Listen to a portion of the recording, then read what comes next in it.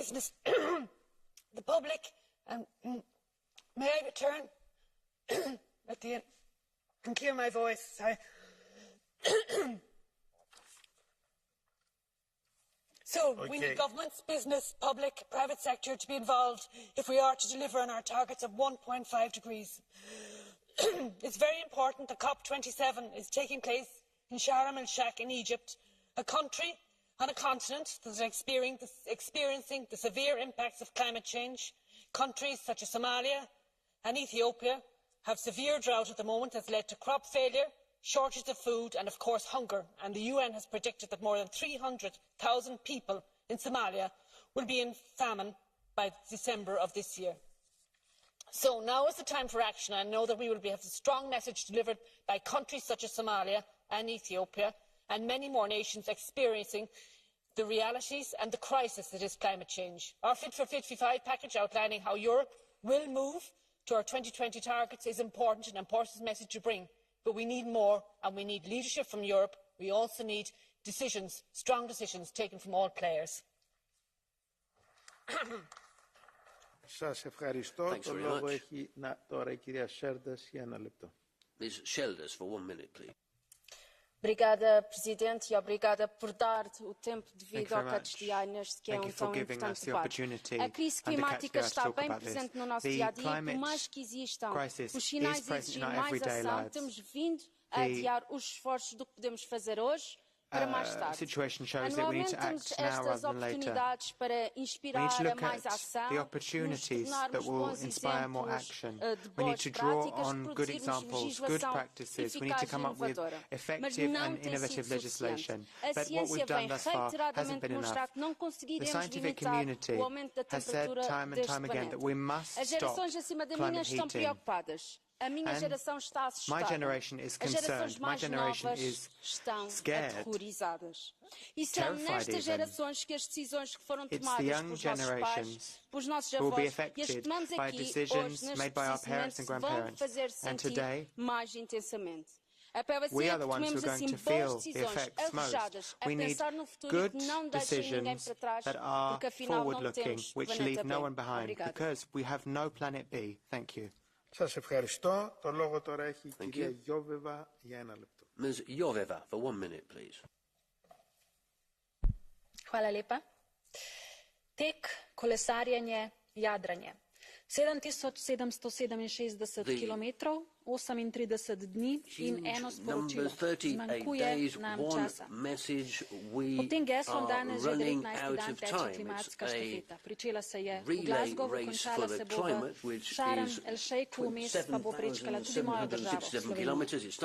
Pri soočanju s podnebnimi spremembami potrebujemo vse nosilce štafetne palice. Svetovne, evropske, državne, lokalne, posamezne, vse od prvega do zadnjega. S pariškim sporazumom smo se zavezali k stopinji in pol globalnega segrevanja do leta 2100. Veste, kje smo zdaj? Nismo blizu. Okrepiti moramo cilje, sprejeti nove zaveze, predvsem pa se držati že obstoječih in potem vseh naslednjih.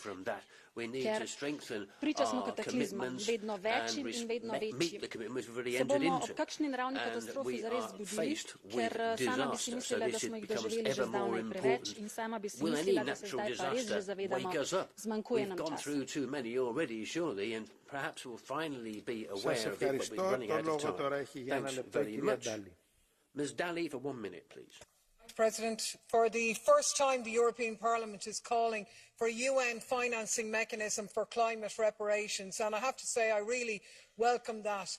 Because the sick truth about the climate crisis, as so many colleagues have pointed out, is that it's the poorest in society, those least responsible, who are always the hardest hit. And therefore it is only right that those actually responsible for climate destruction are the ones who end up paying up. And that's not about me and you digging deeper into our pockets and being charitable. No, we need to deal with the extreme polluters in society, not your neighbour driving to work or your granny going on an overseas holidays. It's the super wealthy who are taking up an outrageous amount of our carbon space and getting away with it. This is where we need to start, and therefore I'd encourage support for our amendments 13 and 16 on carbon inequality and curtailing private jet use. The richest 10% are responsible for over half of all carbon emissions. Private jet use is up to 30% higher than pandemic. This is madness. We need to get rid of our climate guilt and replace it with outrage. Σας ευχαριστώ. Το λόγο τώρα έχει ο κύριος Wallace για ένα λεπτό. Mr. Wallace, for 1 minute, please. Thank you very much, President. Is there something special about the military sector that makes its emissions not matter? Since the reporting of military emissions is voluntary, it doesn't happen.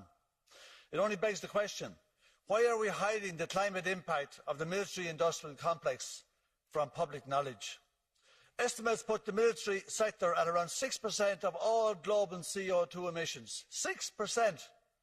Just remember that the global aviation is responsible for 2.5%, and the whole of Africa, with 1.2 billion, is responsible for 4%.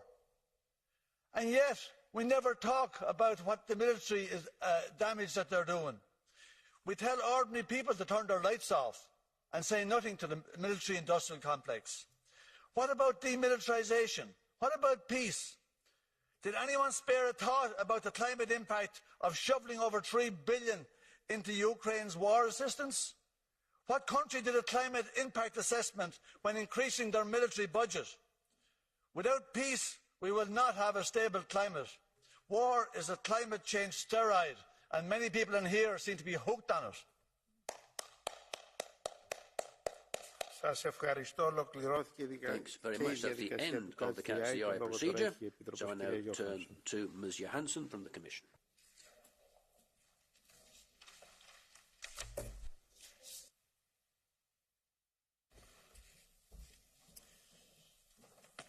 Thank you very much, President. I would like to thank members for raising important issues tonight, providing additional political momentum ahead of the COP. I appreciate your commitment to maintain the European Union's role as a leader in the field of international climate action. A strong and united European Union messaging will be instrumental to deliver. After Sham, our work must continue both domestically and internationally, and to help our partners to advance their transition to a low-carbon, climate-resilient economy. Thank you again for the opportunity of having this debate.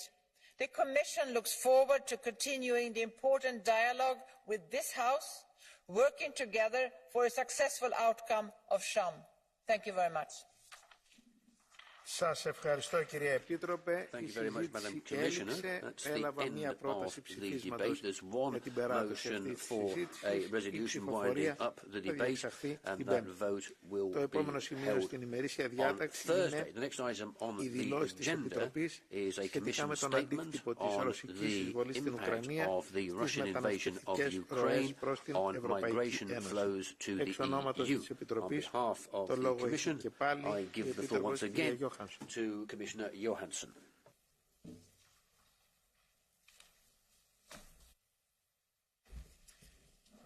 Thank you very much, President. I spoke to this House on the impact of war on the 8th of March, 12 days after the start of Putin's invasion. And that was 5 days after the member states swiftly and unanimously agreed to my proposal to activate the Temporary Protection Directive, giving Ukrainian refugees immediate protection in the European Union. I said that day, on the 8th of March, more is to come, worse is to come, millions more will flee. And more did come. Worse did come. Bucha, Izium, mass graves, torture, murder, rape. And more than 4.3 million Ukrainians have now registered for temporary protection in the European Union. But what I could not predict is the extraordinary response by member states and European citizens, rising to the challenge, housing refugees, providing access to healthcare and jobs, and places in school for nearly 650,000 Ukrainian children today. In those early days, I could also not predict many would soon return to Ukraine to fight, to support their country and their families. 2 weeks ago, I met with the mayor of Bucha. He told me 70% of his citizens had already come back. But as Putin losses on the battlefield increase, so do his attacks on civilians. Missile attacks killing innocent people, daily strikes against the water supply and electricity supply. People could soon feel forced to flee Ukraine again. They must be sure they can do so safe in the knowledge that our doors remain open. That's what I told ministers at last Friday's Justice and Home Affairs Council, and they agreed. When people return to the EU, protection status will be swiftly reactivated. Ministers also agreed with the need to continue applying the Temporary Protection Directive for another year, until March 2024. I also discussed with ministers what winter may bring, and we are ready. We have been working closely with member states on a common view on a contingency plan and are ready for new arrivals. And we have allocated the full €400 million in emergency assistance promised to support member states' reception system and border management. And we made sure 30% of those funds will go to NGOs and local authorities. And for all those still in the European Union receiving protection, we are helping them to find their way into the labour market. Last week, I launched a talent pool pilot together with Commissioner Schmidt, an online search tool under the Aeros portal, together with Anna, a student from Donbas, and Vera, an engineer from Kiev, the first two to register. They now can apply for more than 3 million vacancies across the EU, and 4,000 verified employers can find their CVs. After mobilisation, we have not seen a large number of Russians arriving in the EU, but we must be vigilant. Putin's illegal annexation, mobilisation, nuclear threat. Danger is rising, so must our level of protection. That's why the Commission put forward guidelines to make it much more difficult for Russians to enter the European Union on tourist visas, and with coordinated and thorough controls of Russian citizens at EU's external borders. But Europe remains open for those in need of protection, for dissidents, for journalists. We do not yet see the war affecting migration from other parts of the world to the EU. We will continue to monitor developments closely and act accordingly. To end this crisis, first, Putin must lose. Seeking to divide us, Putin has only united us. And second, we need a pact on migration and asylum. I'm very glad that we already had the preparedness and crisis blueprint network in place, providing information critical for swift and decisive action. And I'm very glad that the EU Asylum Agency is in place with its reinforced mandate, giving stronger support to member states. Now we must put the rest of the pact in place. And I'm confident the cooperation between the presidencies and the Parliament is unprecedented. The roadmap is very important, showing a clear way forward, and an ambition that has proven evasive for so many years. So let's build on that to reach an agreement. Thank you. Σας ευχαριστώ, κύριε Επίτροπε. Προχωρούμε στον κύκλο των ομιλητών εκ μέρους των πολιτικών ομάδων. Για την ομάδα του Ευρωπαϊκού Λαϊκού Κόμματος, το λόγο έχει ο κύριος Λέναρς. Yes, thank you, Mr. President. The Russian invasion of Ukraine had, of course, a huge and a direct impact on migration flows to the EU. More than 11 million Ukrainians crossed the border of the European Union. A significant number has returned indeed, but over 4 million of them have registered for temporary protection in the EU. And the EU delivered on this TPD.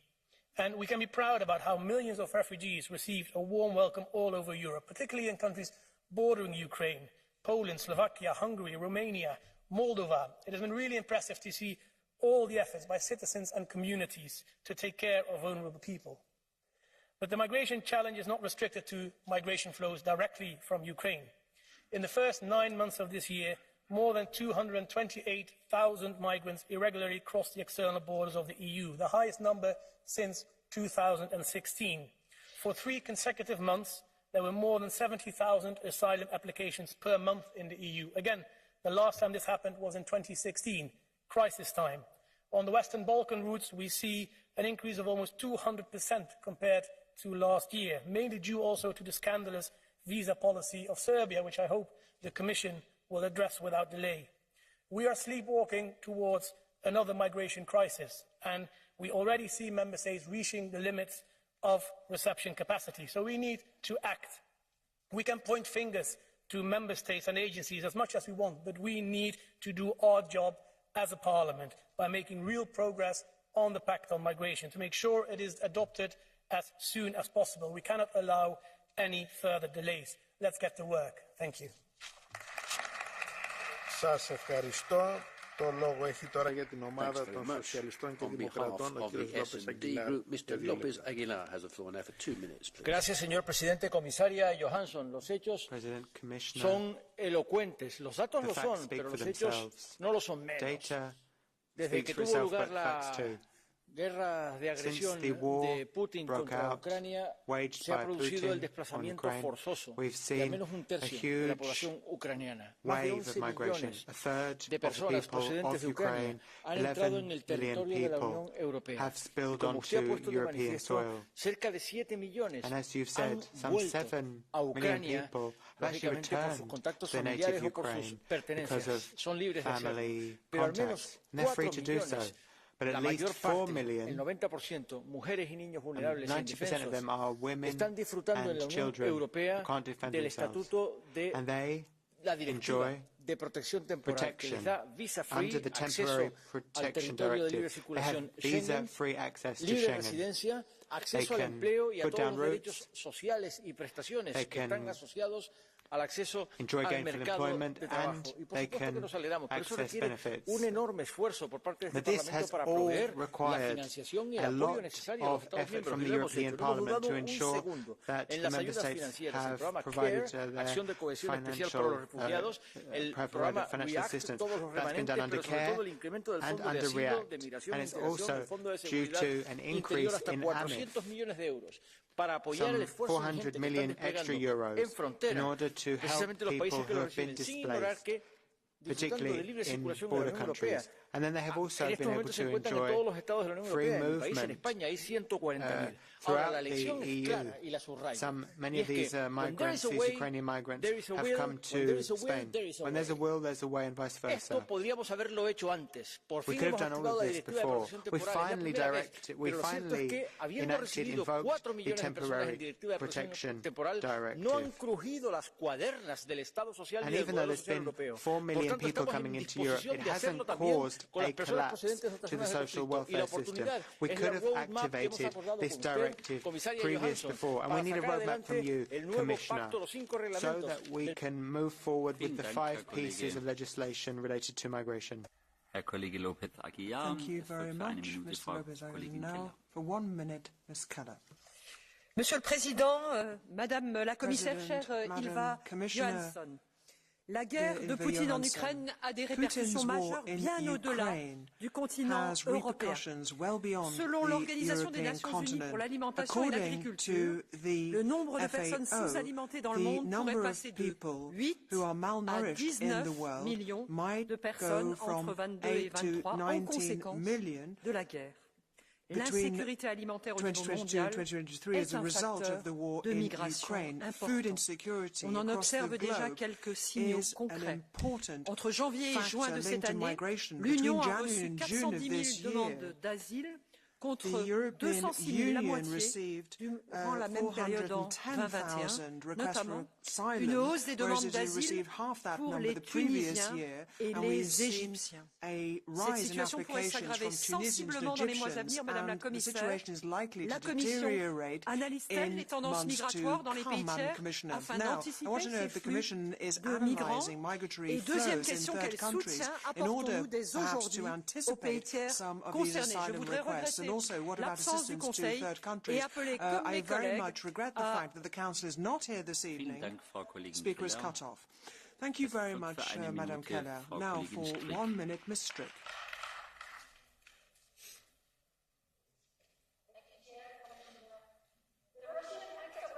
Counts numerous victims. Refugees from Ukraine deserve our unconditional support, no matter how long, no matter how many. So we warmly welcome the extended application of the Temporary Protection Directive. But the Russian aggression also affects citizens of Russia and Belarus who don't choose the side of Putin. Human rights defenders, journalists who speak out are persecuted. Deserters and draft evaders who don't want to fight this cruel war are under a risk as well, as Putin perceives them as traitors. The EU must keep its channels open to protect those who are under threat. The right to asylum is neutral and universal and cannot be ignored just for political reasons. So people who arrive at our borders must be able to apply for asylum, and a call upon the Commission to monitor compliance by the Member States. Unlike the authoritarian Kremlin regime, we respect the rule of law, and only by upholding our values we can win this war. Thank you. Vielen Dank, Frau Kollegin Strick. Es folgt für eine Minute Herr Kollege Fest. Herr Präsident, Frau Kommissarin, irgendwie ist das immer wieder das gleiche Spiel. Wir kriegen immer mehr Flüchtlinge und Sie treten ja auf und erzählen immer den gleichen Unfug von vor allem Border Management. Die Wahrheit ist, Sie haben überhaupt gar nichts mehr im Griff. Schengen und das Versprechen, dass die äußeren Grenzen geschützt werden, ist klar gescheitert. Massenhaft wandern derzeit Menschen ein und eben nicht nur aus der Ukraine, sondern aus Indien, aus Burundi, aus Tunesien. Wir haben inzwischen eine Flüchtlingskatastrophe oder die Flüchtlingszahlen von 2015 und da gab es viele Versprechen, dass dies nie wieder der Fall sein werde. Aber Frau Johansson, gucken Sie lieber in Ihr Handy, das ist wichtig, denn die Wahrheit wollen wir hören. Also vielleicht gucken Sie mal auf, dann würden Sie etwas lernen. And then you might learn something. You speak about integration into the labour market, that is also a lie. Throughout the EU, in every European country, these people are not becoming integrated. Labour market integration measures only work insofar as they bring the money. So there's been complete failure. You need to draw conclusions from that. Thank you. Vielen Dank, Herr Kollege Fest. Es folgt für 1,5 Minuten Herr Kollege Jaki. Przewodniczący, pani komisarz, otóż, szanowni państwo, powiedzmy sobie wprost. Jest jedno państwo w Unii Europejskiej, które od początku do końca mocno stoi po stronie Ukrainy i bierze na siebie największy ciężar pomocy. I tym państwem jest Polska. Od 24 lutego, czyli dnia początku agresji Rosji, granicę polsko-ukraińską przekroczyło 7 milionów uchodźców z Ukrainy, informuje Straż Graniczna. Jak podaje Straż, to głównie kobiety i dzieci. Według OECD koszty podstawowego utrzymania w Polsce uchodźców z Ukrainy tylko w 2022 roku przekroczą 40 miliardów. To rekord w Europie.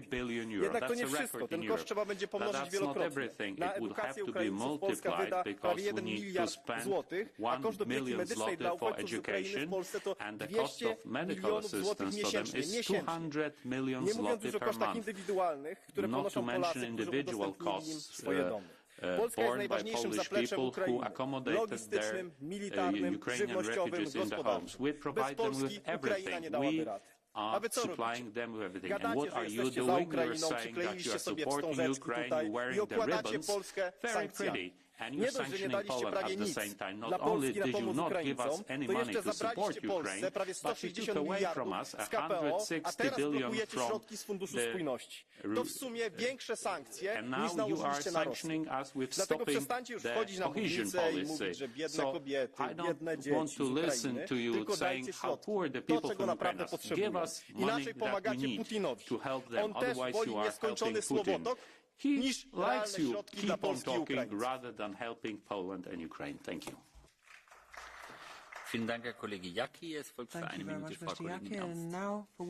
Jedem einzelnen Flüchtling aus der Ukraine gilt unser Schutz. Ich meine wirklich alle Menschen aus der Ukraine, die dann zu uns kommen. Da meine ich auch Roma, die zu uns kommen und an den Grenzen große Probleme haben. Da meine ich Drittstaatler, die dort arbeiten oder in irgendeiner Weise dort vorhanden sind. Studenten meine ich und Menschen, die nicht bereit sind, eine Waffe in die Hand zu nehmen. Wir fordern deshalb auch konsequenten Schutz für russische Oppositionelle, aber auch für Kriegsdienstverweigerer und Deserteure, und zwar sämtliche, nicht nur russische.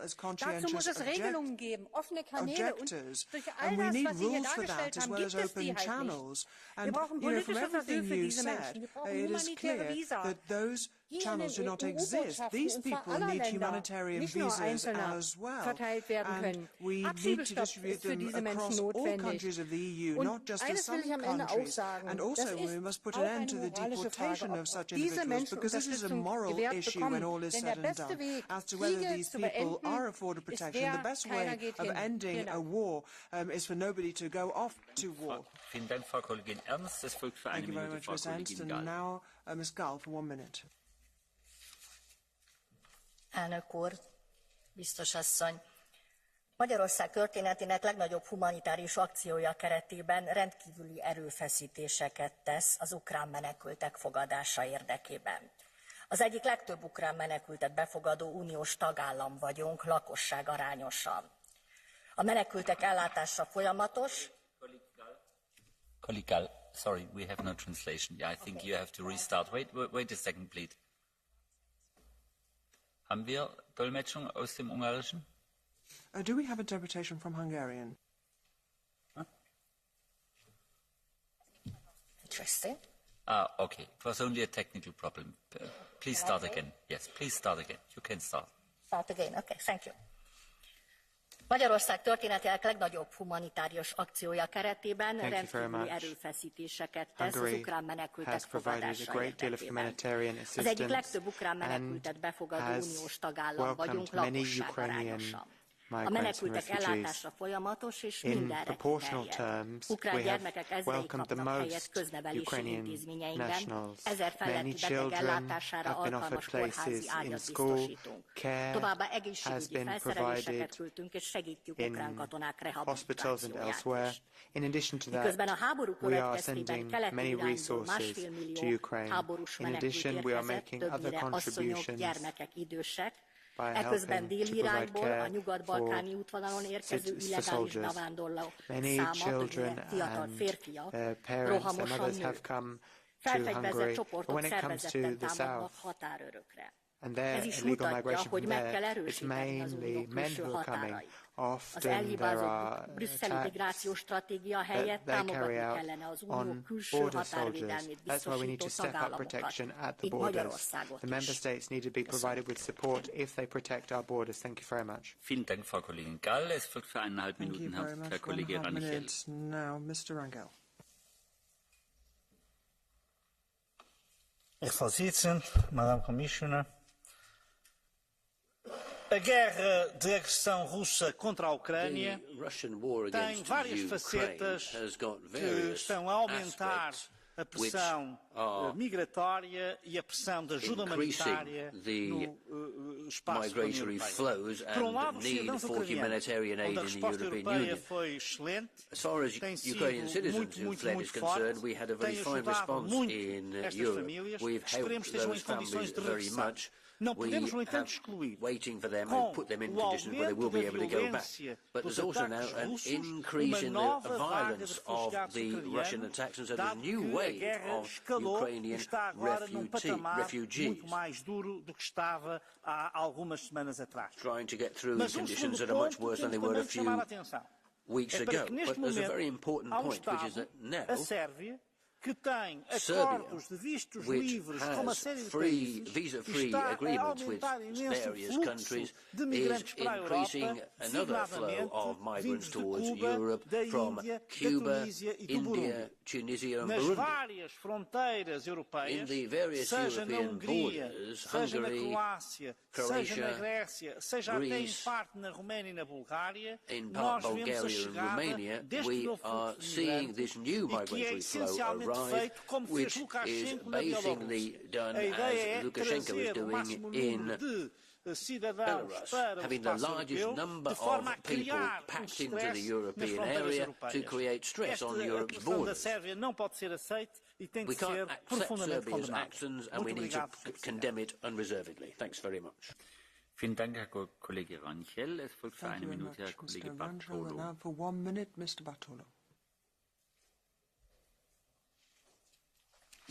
Grazie Presidente, grazie Commissario. Thanks very much, President. Thank you, Commissioner. The horrors of this war are continuing under the jaded eyes of many of us, and with the acceptance of a large part of the international community. There's more and more bombardments, more and more civilian victims, people forced to leave everything behind and flee, increasing the migratory flows towards Europe, which has accepted and they've shown solidarity. But unfortunately, we are tragically letting slip the opportunity to have a systematic reform of our migration and asylum policy. To ask the Commission, is it going to be possible in the future to think it's almost upon us to do the same for those citizens in parts of Asia and Africa who depend on Russia and Ukraine for their food requirements? Will we allow them to knock on our doors as we have done with citizens from the Ukraine? Or will we consider them to be victims of exploitation or even worse, will we reject them as enemies, possibly with the complicity of certain European agencies? Thank you very much. Vielen Dank, Herr Kollege Bartolo. Es folgt für eine Minute Frau Kollegin Now for 1 minute, Ms. Che. Thank you, Chair, Commissioner, dear colleagues. A few days after the war broke out, I went to the Hungarian-Ukrainian border, and it was absolutely heartbreaking to see the families, the small children, the women who needed to pack up their lives and leave their homes because of Putin's criminal war. But as we know, the darkest times often inspire the kindest acts. People showed up to cook warm food.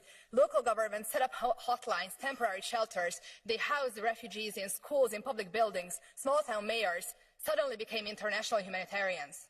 We saw the same things at the Polish border and all across the EU. We rely on these communities, on local governments, on civil society organizations. They are the face Europe shows in this crisis, and it's a beautiful face.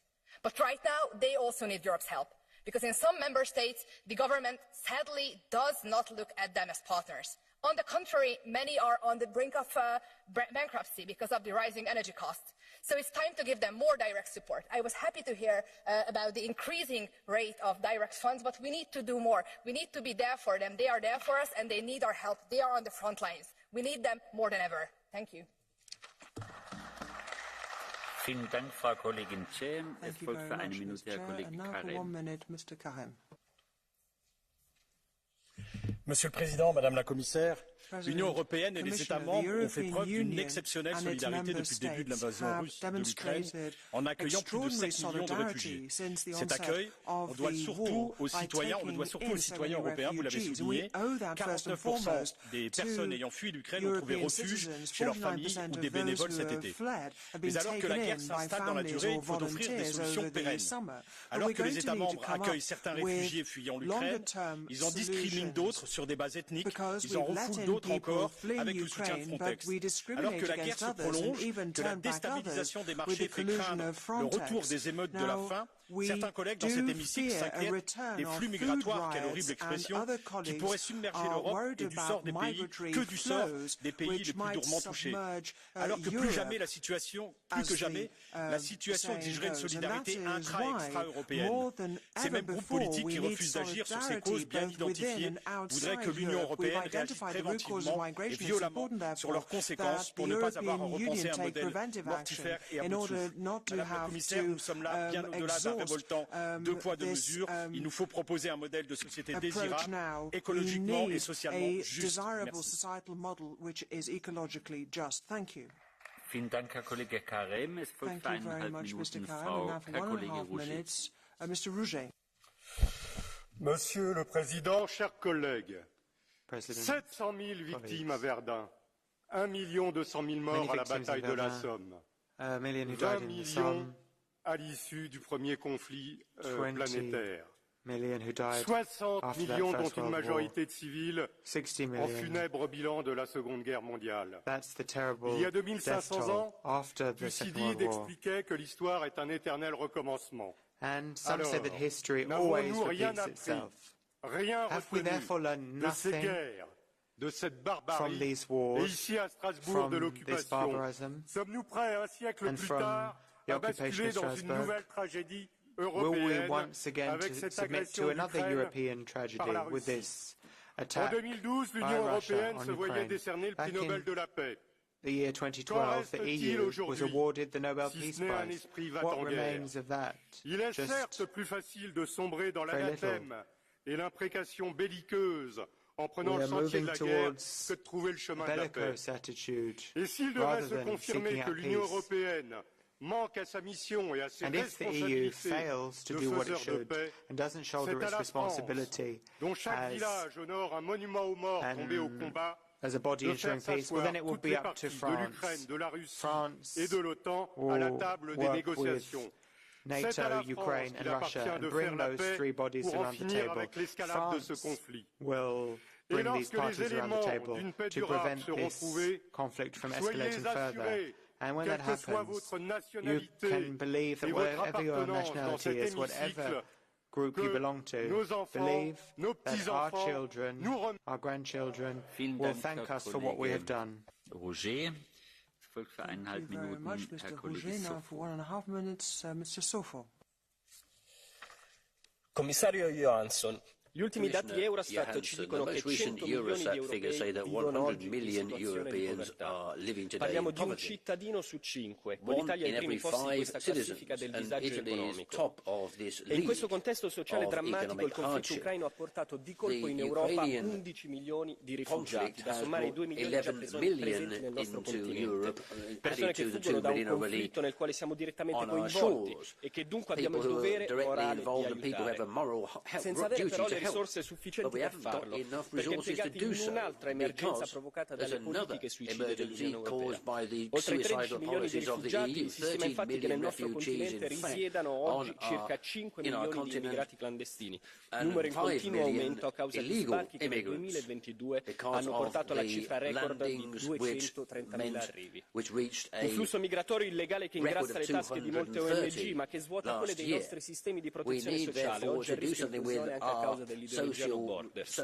In un mondo fatto di risorse scarse, oggi più che mai urge dunque che l'Unione Europea ponga fine alla logica dell'accogliamo di tutti, chiudendo le porte all'immigrazione illegale, procedendo con più coraggio ai rimpatri e concentrando così gli strumenti umanitari su chi, come rifugiati ucraini, ha realmente diritto al nostro aiuto. Questa è l'unica strada possibile per evitare che tra europei e migranti l'Europa diventi un gigantesco Squid Game, dove sotto lo sguardo sadico delle elite progressiste 120 milioni di poveri saranno costretti a scannarsi tra di loro per accaparrarsi le poche risorse messe loro a disposizione.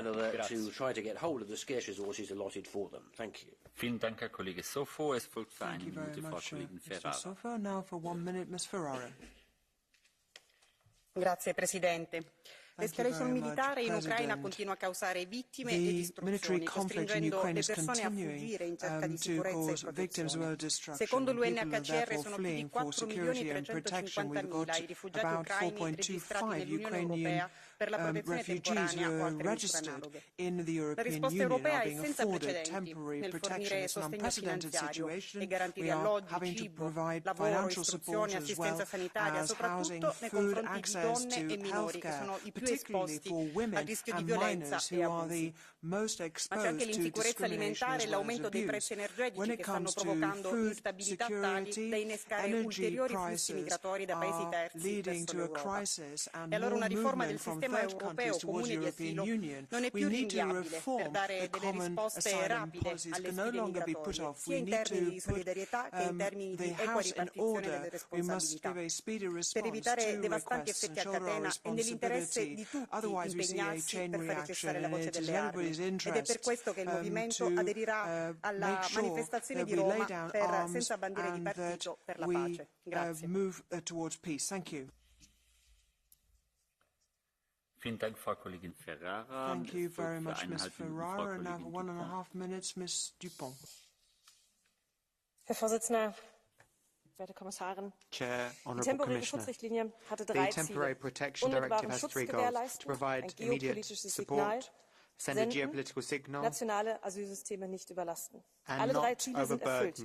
Wir gewähren mehr als 4 Millionen Ukrainern Schutz in der Europäischen Union. Wir stehen geschlossen an der Seite der Ukraine. Asylsysteme werden wenig in Anspruch nehmen. Aber liebe Kollegen, eines kann das Instrument nicht und konnte es auch niemals lösen: die praktische Umsetzung und Organisation vor Ort. Es war von vornherein klar, dass Unterbringung, Versorgung, Zugang zu Arbeitsmarkt und Bildung eine kluge Planung und Organisation brauchen, eine Bündelung von Kräften auf nationaler Ebene. Die Kommission begleitet das so gut sie kann, so viel wie sie darf. Mit finanziellen Mitteln, mit technischen Lösungen, mit der Solidaritätsplattform. Aber es sind die Mitgliedstaaten, die liefern müssen. Im Übrigen auch und insbesondere ihren Kommunen, ihren Städten und Regionen gegenüber. Stichwort Unterbringung, Stichwort Energiepreise. Denn die Herausforderungen werden mit dem nahenden Winter nicht kleiner werden. Weder in der Ukraine werden die Angriffe auf Zivilisten, die wiederholten Angriffe auf lebenswichtige Infrastruktur der letzten Tage sehen. Noch für unsere Verantwortlichen in den Mitgliedstaaten, die unter schwierigen Bedingungen ihr Bestes geben. But the member states are doing their very best.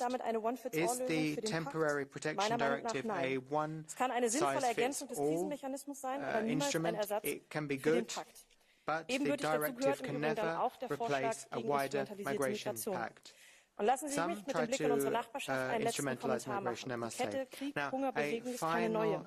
Wir als Europäische Union haben auch eine Verantwortung im Bereich Ernährungssicherheit. Innerhalb der EU, außerhalb der EU. Deswegen müssen wir alle Möglichkeiten nutzen, Lebensmittel zu produzieren und müssen alles unterlassen, dass Produktion drosselt, einschränkt oder unmöglich macht. And we must prevent anything that would reduce food production. Es folgt für eine Minute Frau Kollegin Guillaume. Merci, Monsieur le Président. Parmi les enseignements à tirer de l'invasion russe de l'Ukraine, il restera que les pays de l'Union sont en mesure d'accueillir vite et bien des millions de personnes. Cela va à l'encontre de beaucoup de discours entendus ces dernières années, et surtout cela prouve que les directives de protection temporaire pouvaient et devaient être mises en œuvre et qu'elles fonctionnent. Cette directive qui n'avait jamais été utilisée alors qu'elle date de 2000. Pourtant, les guerres et les mouvements de population qui en résultent n'ont pas manqué depuis cette date. Et il aura fallu attendre que le conflit se déroule à la porte de l'Europe, sans pays pour faire l'interface, pour que les États membres et la Commission agissent. Et pour que les collectivités et les ONG soient massivement soutenues et rapidement soutenues dans l'accès au logement, à la santé, au travail et à l'éducation. J'espère que ceci servira de précédent pour les futures crises qui arriveront forcément, mais aussi que les négociateurs en tiendront compte dans le cadre des discussions actuellement en cours sur le pacte asile et migration. C'est le fameux effet cliquet tant attendu. Nous avons ici la preuve formelle qu'accueillir dignement des personnes en recherche de protection internationale est positif. Merci. Looking for help from us. Vielen Dank, Frau Kollegin Guillaume. Es folgt für eine Minute Herr Kollege Austrevicius. Chair, Commissioner, dear colleagues. Putin's Russian aggression against peaceful Ukraine is destroying homes and lives. It is causing terror, uncertainty and pain for the people of Ukraine. Russian invasion of Ukraine has turned more than 7 million innocent Ukrainians into refugees, more than the entire population of Bulgaria, or 2 of Bosnia and Herzegovina. The brutal actions amount to a crime against humanity.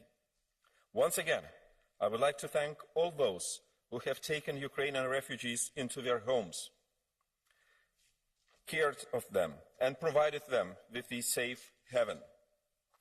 It is a true demonstration of European humanism and solidarity.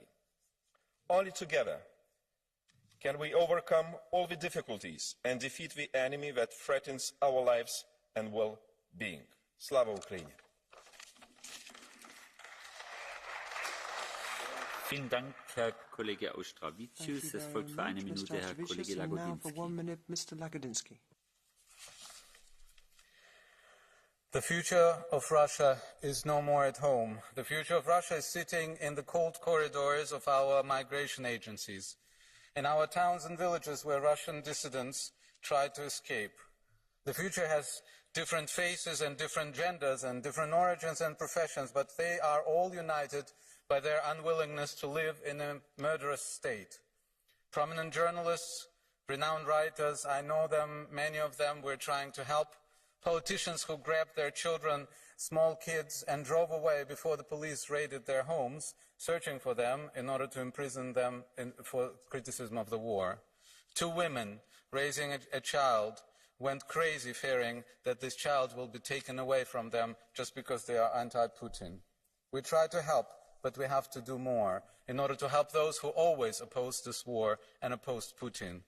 This Parliament has already called for introduction of a European-wide humanitarian visa program. This is what we have to do. This is not only our moral duty, this is our interest to save Russia, with which we will have to deal in the future.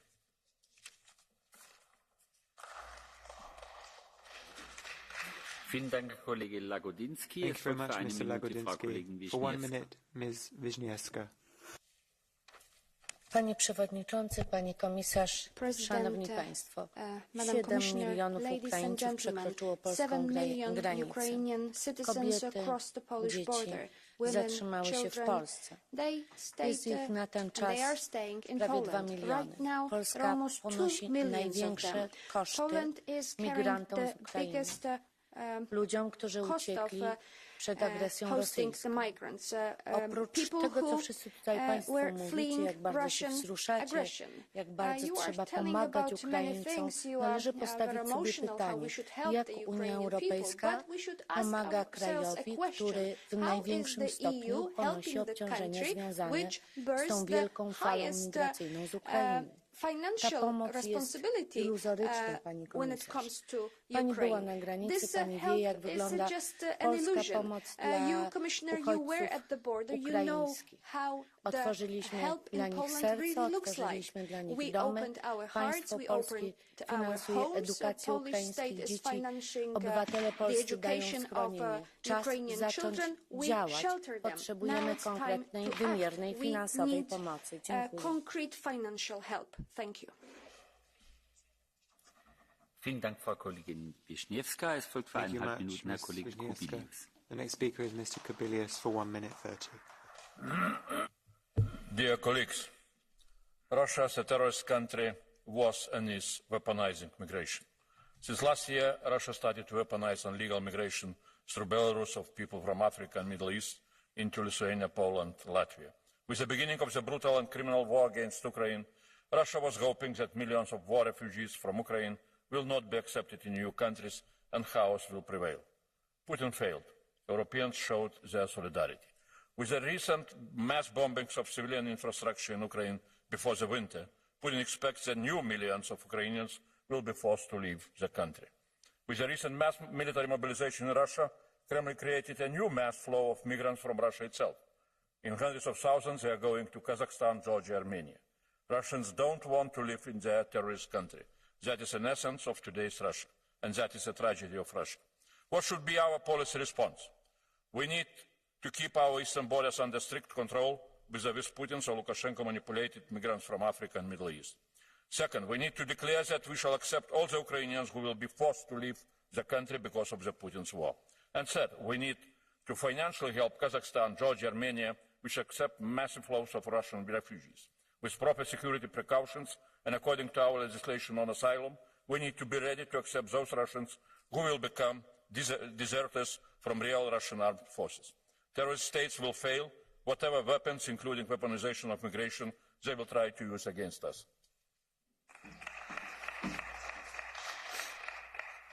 Thank you very much, Mr. Kubilius. The next speaker is Mr. Reuten. Thank you, President. I will speak in Dutch.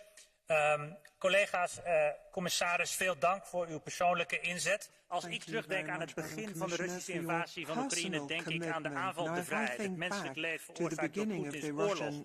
Maar ook aan die overweldigende en ontroerende solidariteit met Oekraïnse vluchtelingen. De EU-lidstaten die razendsnel opvang en bescherming optuigden en duizenden Europeanen die hun huis openstelden. In veel lidstaten, ook in Nederland. Dat maakt mij trots. Maar het moet mij toch van het hart. Het contrast met de situatie in Ter Apel, ook in Nederland, ook in Europa, is groot. Kinderen slapen op de grond, vluchtelingen staan uren in de regen. Dan schaam ik me als Nederlander, als Europeaan. We moeten ons voorbereiden op nieuwe vluchtelingen uit Oekraïne. Samen, in solidariteit, kunnen we dat aan. We zijn voorbereid. Maar laten we menselijkheid opbrengen voor alle vluchtelingen die geweld en onderdrukking ontvluchten. Bommen maken geen onderscheid. Dat mogen wij ook niet doen. Vielen Dank, Herr Kollege Reuten. Es folgt für eine Minute Herr Kollege Oetjen. Thank you, Mr. Reuten. The next speaker is Mr. Oetjen for a minute. President, Commissioner. Die Ukraine ist am 24. Februar angegriffen worden. Und die Reaktion der Europäischen Union war sehr schnell danach. Mit der TPD, der Richtlinie für den temporären Schutz, haben wir ein gutes Instrument benutzt, Frau Kommissarin, den Ukrainerinnen und Ukrainern zu helfen. Das war ein Erfolg. Die Europäer haben ihr Herz und ihre Häuser geöffnet. Nun kommen Russen, mehr Russen, die sich Putin verweigern. Und meine sehr verehrten Damen und Herren, wir haben als Europäer eine Verantwortung auch gegenüber diesen Russen, die sich gegen das System stellen und müssen diesen Russen einen sicheren Hafen bieten, eine sichere Zuflucht bieten. Und diese Menschen müssen auch in Europa Schutz finden können, genauso wie die Menschen, die aus der Ukraine geflohen sind. Ich möchte abschließend aber auch einen Satz sagen zum Migrationspakt. Denn natürlich ist die TPD keine Antwort auf den Migrationspakt. Ich möchte insbesondere diejenigen Mitgliedstaaten, die sich jetzt danach rufen, dass die Europäische Union helfen muss, sagen, ja, die Europäische Union muss helfen, aber diese Mitgliedstaaten müssen auch ihre Blockade gegenüber dem Migrationspakt aufgeben. Vielen Dank. Thank you very much, Mr. Oetjen, says the President. The next speaker for 1 minute is Ms. Kemper.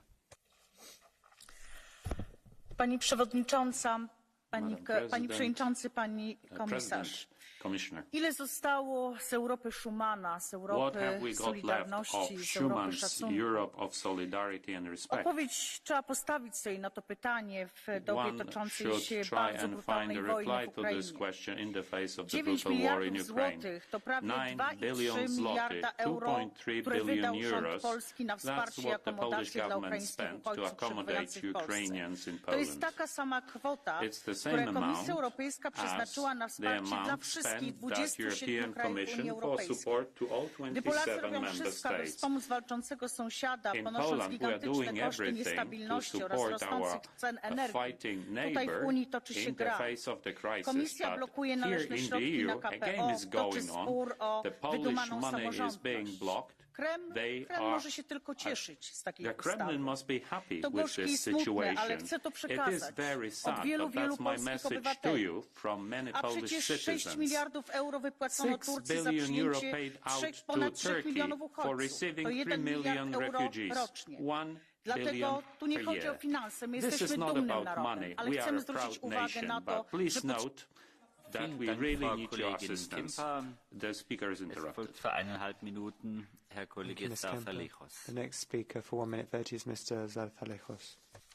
Gracias, señor presidente, señora comisaria. De la misma manera que no ahorramos críticas cuando las cosas no se hacen bien, tenemos que poner de manifiesto lo que funciona. La Directiva de Protección Temporal está funcionando. El esfuerzo financiero en apoyo de los refugiados y de los países de acogida es un esfuerzo sostenido y sustancial y la solidaridad es real. Sabemos que este frente de la solidaridad concreta con los ucranianos es también decisivo para que la agresión rusa fracase y para que la Unión Europea haga visible su unidad contra el agresor. Sin embargo, tenemos que ser conscientes de que en medio de esta crisis humanitaria, los flujos migratorios convencionales siguen aumentando.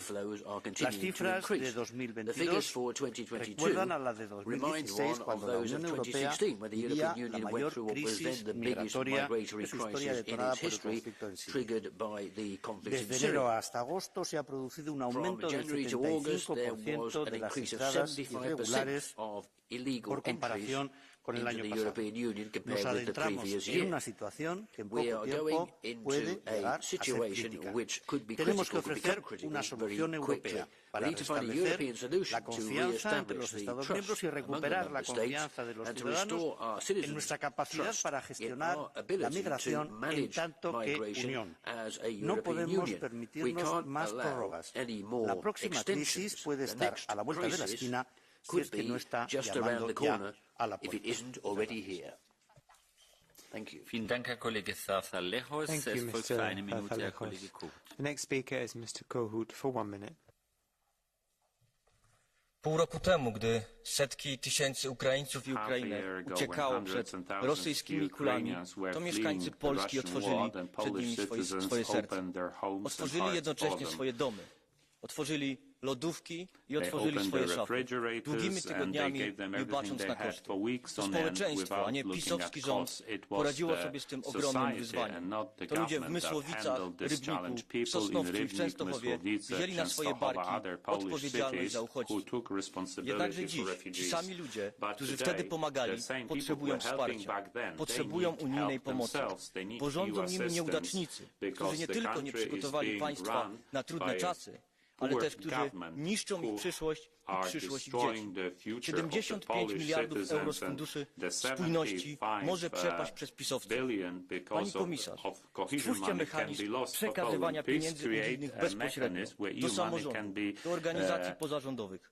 Już jutro skierujemy z innymi polskimi posłami pismo w tej sprawie do Komisji Europejskiej. Bardzo proszę, zajmijcie się tą sprawą priorytetowo. Fundusze europejskie dla obywateli, a nie dla nieudolnej władzy. Dziękuję bardzo. Local government and not for the national government. Thank you very much. Vielen Dank, Herr Kollege Kohut. Es folgt für eine Minute Herr Kollege Kiewczuk. The next speaker for 1 minute is Mr. Kiewczuk. Thank you, Mr. President, dear colleagues, Commissioner. I think Europe's answer to this devastating humanitarian crisis was quick and decisive. This was unprecedented and overwhelming support coming mainly from the citizens of European Union, and I would like to thank them once more.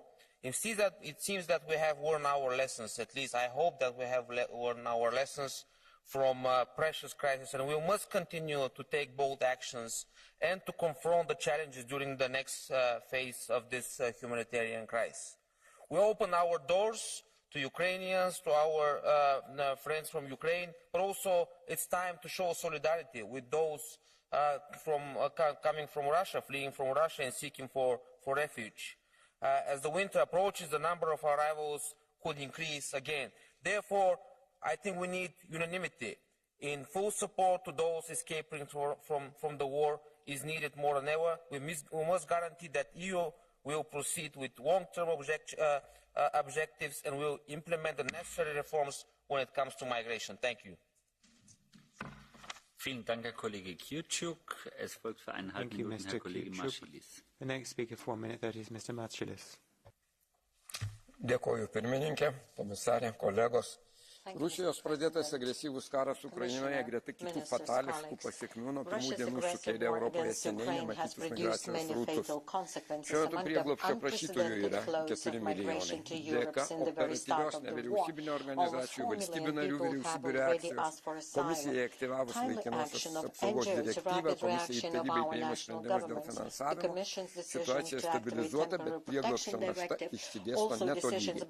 Skaičiuojant nuo bendrojo vidaus produkto didžiausias krūvis tenka Baltijos valstybėms ir Lenkijai, o dar ir ne ES nariai Moldovai. Visą tai ilgalaikės pastangos, pabėgėlių integracija į sveikatos, socialinę švietimo sistemas, integracija į darbo rinką. Prisidedame sprendžiant migracijos iš vienų regionų į kitus pačioje Ukrainoje problemas. Didžiuojuosi, kad tai daro ir Lietuva.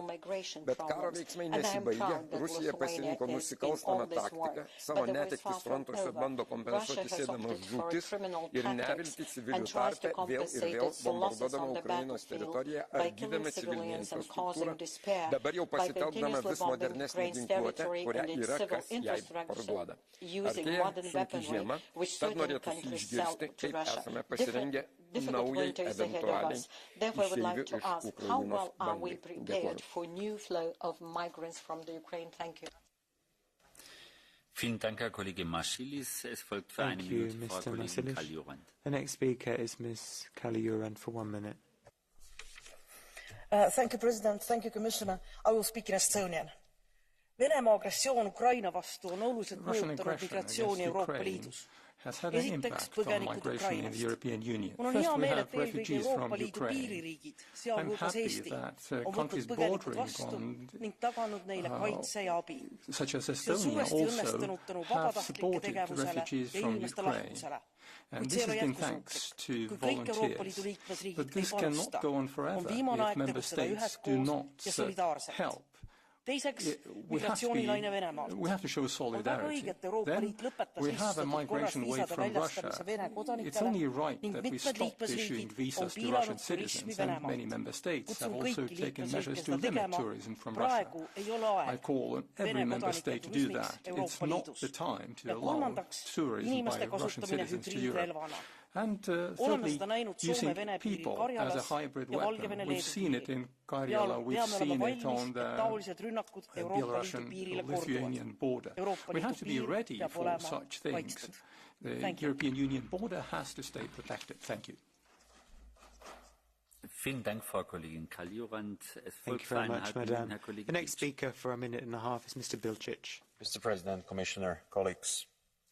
As Russia wages its brutal aggression against Ukraine, one of the most stark images of the war is the plight of Ukrainian citizens running with few belongings either across their country to safety or to neighboring countries. As Russia's destruction of civilian objects and infrastructure continues indiscriminately, these chilling images are among the most profound. Ukrainians today are the faces of refugees in Europe. I would like to thank all European citizens that have shown solidarity with Ukrainian refugees. European countries are sharing a disproportionate burden. Some are transition countries. Some are becoming new homes to thousands of Ukrainians. To all those who actively volunteered, opened the doors of their homes, shared their meals, big thank you. Europeans have welcomed Ukrainians with open arms. Long before Russia's war on Ukraine, Russia and Belarus have used migration as a political tool to rattle European solidarity. Putin's regime's cold calculation is that Europe will not be able to manage Ukraine's refugees and will give into fierce migration bickering between member states. Well, let's be clear. We must prove Putin wrong. To Putin we say, get out of Ukraine, stop terrorizing its population, stop making people leave their homes, their jobs, their friends and families. We will never succumb to your methods. Europe will remain in solidarity with Ukrainian refugees, and Europe will find a way to manage migration in a unified way. I'm convinced. Thank you. Vielen Dank, Herr Kollege Bilčić. Frau Kollegin Winzig sehe ich nicht, deshalb folgt jetzt der Kollege Ressler für 1,5 Minuten. As Ms. Winzig is here, I will give the floor to Mr. Ressler.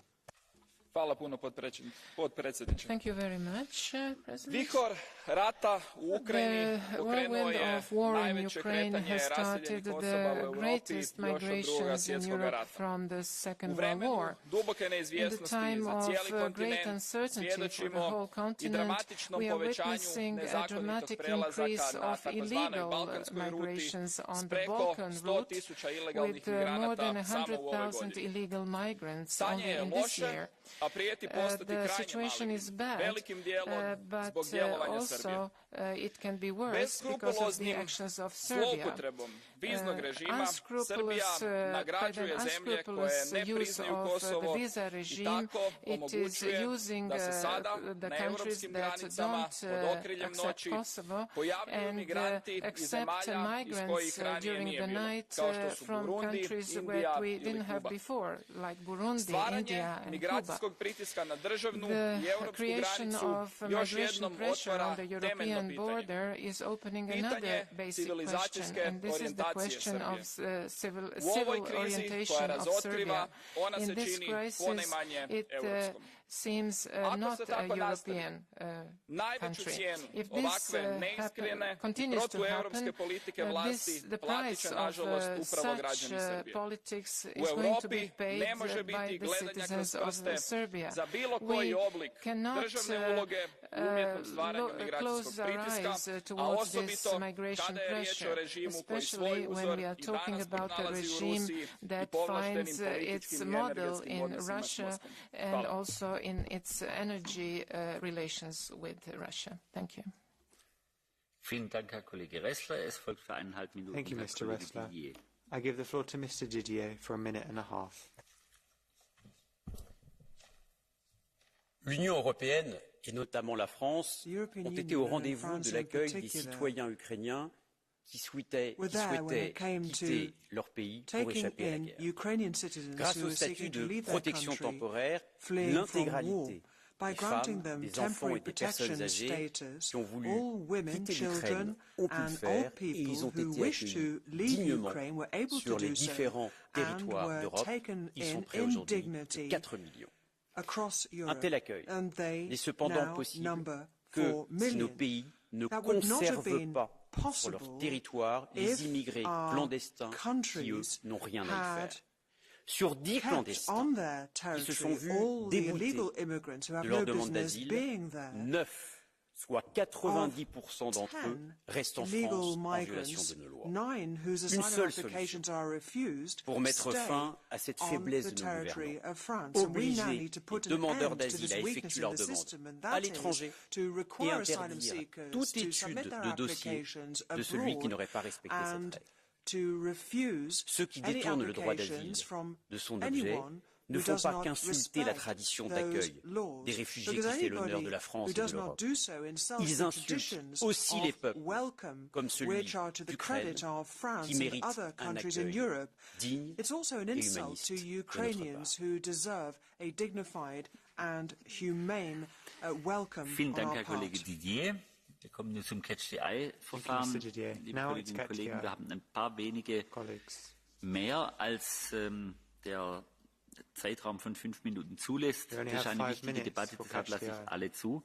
Ich möchte auch darauf hinweisen, dass ich sehr genau auf die Einhaltung der Redezeit von 1 Minute halte. Es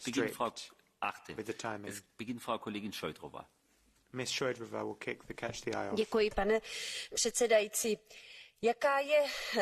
Jaký je dopad ruské invaze? Ukazuje se, že zásadní dopad to má především na utrpení ukrajinského lidu, ale ukazuje se také jeho statečnost. A já věřím, že zítra Evropský parlament tuto statečnost ocení udělením Sacharovovy ceny právě ukrajinskému lidu. Dopad má migrace na členské státy. Já chci připomenout, že je to také Česká republika, která hostí více než 450 000 uprchlíků. Děláme to rádi, jsou to naši přátelé, ale má to své milionové náklady a my očekáváme také, že Evropská unie bude solidární a pomůže nejen morálně, ale také finančně nést tyto náklady pro zajištění životních potřeb. Dočasná ochrana funguje, bylo to zde řečeno, ale funguje také proto, že je správně zacílena. Není to řešení pro všechny, zejména ne pro ruské uprchlíky, i když i jim, pokud mají nárok, patří udělení azylu. It is well targeted. The temporary protection directive is not suitable for everyone, not for Russian refugees. They should apply for normal asylum, so to speak. Thank you. Thank you, Ms. Šojdrová. The next speaker is Mr. Olekas. Thank you, President. Madam Commissioner, first of all, I would like to thank you for the attention that you've shown to Ukrainian refugees right from the start of the war. The Temporary Protection Directive has been reactivated and financial support has been provided. And now the initiative to provide funds for NGOs is also welcome. I would also like to thank all Europeans who've received Ukrainians, also the Lithuanian people who've shown a lot of attention by opening their homes, by feeding the refugees and trying to find jobs for them. Madam Commissioner, I would like to draw your attention to the fact that Putin's aggression in Ukraine has caused other flows of migrants from Belarus. Those are people who do not support their authoritarian regime of Lukashenko, and they face the same problems here in Europe. So I would like to urge you to provide shelter and support to refugees from Belarus as well. Thank you. Thank you, Mr. Olekas. The next speaker is colleague Kurzus. Thank you, President. Putin tries to destroy and depopulate Ukraine. His objective is to create millions of refugees and destabilize the European Union. He already tried it in 2021 through Lukashenko. Since the Russian invasion in Ukraine, he developed this kind of hybrid war at an unprecedented scale. Nevertheless, his effort to destabilize EU member states had exactly the opposite effect. European citizens, governments, regional and local authorities warmly welcomed millions of Ukrainian refugees. A new dynamic was created in favor of European unification and Ukraine's EU membership. European solidarity proved an effective answer to Putin's hybrid war. Let us build on our big European success by increasing funding. Thank you. Thank you, sir. The next speaker is Ms. Herzberger-Fofana. Merci, Monsieur le Président. La guerre nous appelle à ne pas oublier nos valeurs d'humanisme qui s'expriment par la solidarité envers tous ceux qui fuient l'Ukraine. Tous les réfugiés méritent le même respect sans exception. Et pourtant, il existe le racisme caché qui apparaît dans les différences de traitement des réfugiés. De nombreux Africains qui se trouvaient en Ukraine ont été arrêtés aux frontières de l'Union. Tout le monde a le droit de fuir un pays en guerre, quelle que soit la couleur de sa peau. Les États membres devraient permettre aux étudiants étrangers qui ont fui l'Ukraine de poursuivre leurs études sans obstacle bureaucratique. En effet, les étudiants africains qui étaient dans les universités ukrainiennes ou qui faisaient une formation sont confrontés à de nombreux problèmes dans nos États. Ils ne peuvent s'inscrire dans nos universités que s'ils ne peuvent pas retourner dans leur pays d'origine. Certains États exigent même qu'ils retournent chez eux et de là demandent un visa pour poursuivre leurs études dans une université de l'Union européenne. Nous demandons aux États membres de l'Union européenne d'accueillir avec la même compassion les personnes issues de minorités. Notre solidarité doit être totale vu l'importance que nous accordons à l'éducation.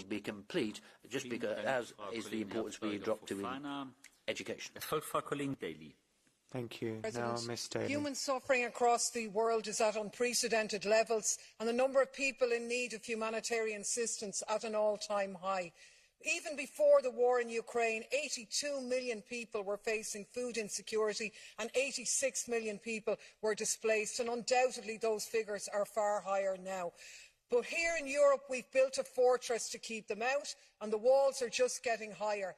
Visas for Afghans have dried up, and as the UN humanitarian coordinator for Somalia put it, funds for emergencies are drying up too because Ukraine seems to suck all the oxygen that is in the room. In Brussels, Afghan men are put on the streets and the Red Cross closes its operation to everybody except Ukrainians. I am glad and proud of our prompt and broad welcome for all Ukrainian refugees, but Afghans didn't start the war and Somali children aren't trying to keep it going. So why should they suffer from our two-tier racist migration policy? It's not good enough. We need to work on this and work to end the war.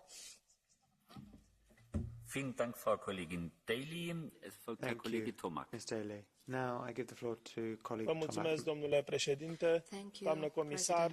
Am fost în Ucraina din primele zile ale războiului declanșat de Putin. Am fost de multe ori în multe regiuni în aceste ultimele luni, tocmai pentru a fi alături de oamenii care sunt în pericol. Am adus în casa mea 6 copii și 3 mame care au fugit din calea războiului. Cunosc foarte bine ce se întâmplă acolo. Însă mi se pare că punem greșit problema, pentru că tiranul Putin a declanșat acest război încercând să-i sancționeze pe ucraineni tocmai pentru că își doresc să devină membri ai Uniunii Europene. Doresc să scape de această presiune pe care o pune constant Moscova. Și cred că este esențial să înțelegem că cei 7 milioane de cetățeni ucraineni nu au plecat de bine din țara lor, iar astăzi zeci de mii de oameni sunt pur și simplu omorâți doar pentru că au avut acest vis european. Cred că ar trebui să înțelegem esența acestui război și să nu mai fim atât de rezervați în a-i susține. Vă mulțumesc. Not to have any reserves anymore and when it comes to supporting the Ukrainians. Thank you. To end catch the eye, Ms. Marques. Muito obrigada, Presidente, Comissária. A União Europeia recebeu milhões de refugiados que fogem da guerra provocada pela invasão da Ucrânia pela Rússia. Uma enorme onda de solidariedade que nos tocou a todos e a todas. Tudo correu bem? Não. Os estudantes, designadamente africanos, que frequentavam universidades na Ucrânia, tiveram mais dificuldades. Sei que a Comissária está empenhada em acelerar estes processos, mas a solidariedade europeia funcionou e está a funcionar. Os refugiados que enchem este fluxo têm direito, e bem, a escola, emprego, cuidados de saúde, estatuto de proteção temporária CELV. Acionámos e bem uma diretiva aprovada em 2001 que não tínhamos acionado noutros momentos. Comissária, que lições aprendemos com este fluxo migratório que possam influenciar a política e, sobretudo, o comportamento da União Europeia e dos Estados-membros no futuro? Muito obrigada. Cause the member states to change their conduct in the future. Thank you very much. That ends Catch the Eye. And now, to wind up the debate, I give the floor to Commissioner Johansson.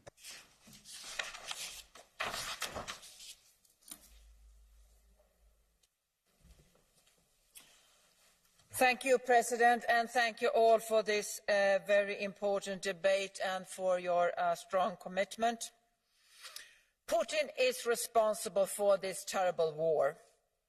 He wants to destroy Ukraine. He wants to destroy the Ukrainian as a people. But we should not be naive. He also would like to destroy the European Union. Putin is a threat also towards us. And the security threat in the European Union is rising. And we need to act to protect ourselves. The right to apply for asylum, also for Russian citizens, remain untouched. But the possibility to get a tourist visa in the European Union is not a fundamental right and should be strictly restricted for Russian citizens. Putin must lose. It's the only way to end this crisis. And we must continue to support Ukrainians in Ukraine. We have mobilized so far €10 billion in humanitarian, emergency and military aid. Another €5 billion is in the pipeline. We are preparing for winter. And many of you have recognized, and thank you very much for that, for the unprecedented decision that when member states agreed to my proposal to activate the temporary protection directive. So far, 4.3 million Ukrainians have registered for the temporary protection. But since May, every week we have seen more people leaving the European Union back to Ukraine and coming in the other direction. So quite a high number of Ukrainians are now back in Ukraine. I met some of them when I was in Kiev in August. And it's clear that those that have registered for a temporary protection, when they go back to Ukraine, they are no longer refugees. they should deregister from temporary protection. But they're afraid to do so because they say, well, if bombs start falling again, as they are right now, they need to quickly come back to European Union, and they are welcome back to European Union when things get worse. That's why we have been working together with the member states, together with the Ukrainian government, to make sure what we say, you could always go back to Ukraine and you do not need to deregister, but you need to notify the member state where you have registered that they are going back to Ukraine. But you can keep your registration, so it's easy to come back to the EU if things get worse. Many of you, some of you raised the money. So as I said in the beginning, we have allocated all the €4 million in emergency assistance that we promised for protection of borders and for dealing with the refugees. We have supported the member states most affected, and the biggest share has gone to Poland. We have also made sure that 30% of these funds will go to NGOs and local authorities. Concerning food insecurity, we must get the grain out of Ukraine, and we are taking action. Between May and August, EU solidarity lanes carried more than 11 million tons of grains, oilseeds and other products out of Ukraine.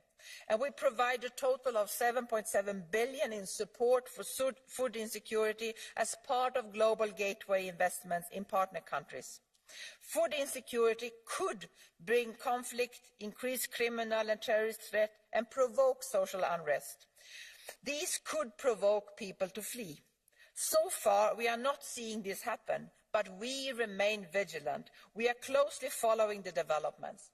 And to conclude, dear honourable members, since February, we as the European Union have shown what we can achieve when we work close together, united, to deal with the migration crisis.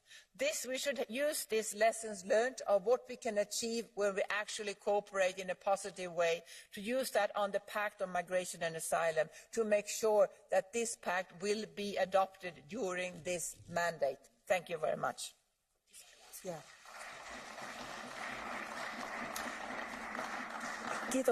Kiitokset komissaari Johansson. Kiitokset tästä keskustelusta, joka on nyt päättynyt.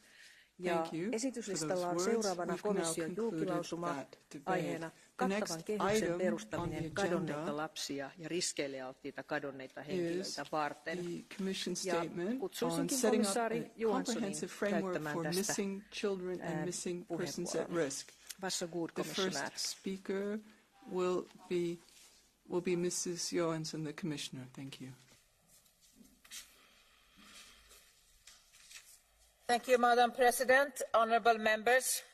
I know my colleague, Vice President Dubravka-Šuica, would very much have liked to be here. We work very closely together to protect children. Each year, thousands of children are reported missing in the European Union, run away from home, abducted by a parent or a stranger, fall victims of violence, abuse and exploitation. Also unaccompanied migrant children, trafficked, lost or injured, or even worse. Next month, Missing Children Europe will turn 20 years of protection in action. Its European hotline for missing children, 116,000, operates in 32 countries, a free and 24/7 service. Any child, friend, family member or teacher can call for immediate help. The EU supports with funding. We must all work together in the European Union, police and helplines, child protection services, judges, civil society organisations, our whole society. Today, Member States' authorities are finding missing people using the Schengen Information System for law enforcement information exchange.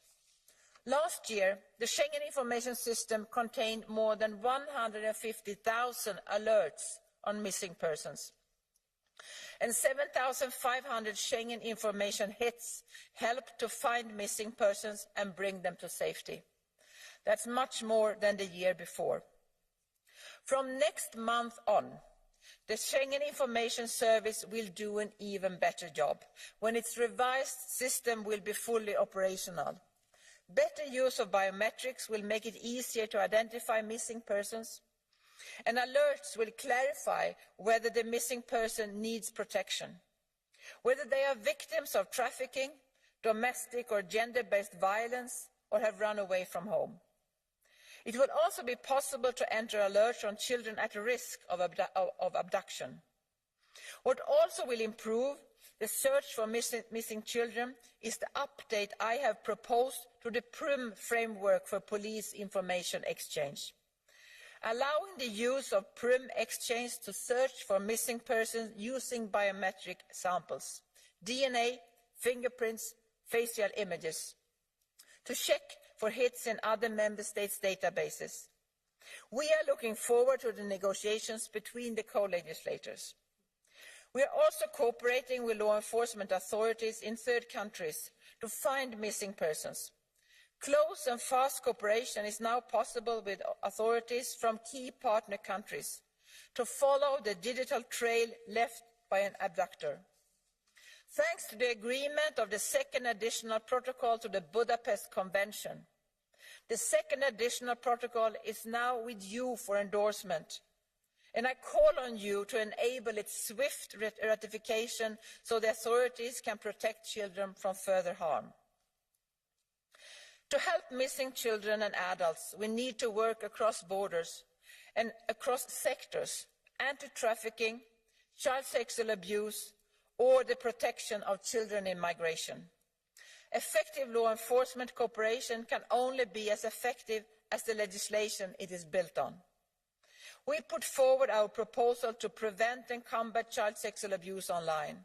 Detection of online child sexual abuse helped rescue victims in all EU member states. The EU already has a solid framework to protect trafficked children, but in December I will propose a revision of the Anti-Trafficking Directive, which will further strengthen our fight against child trafficking. Vulnerable migrants, and especially migrant children, are at risk of going missing. More than 18,000 refugee children have disappeared from asylum seeker centres in Europe between 2018 and 2020. One of the reasons are slow family reunification procedures.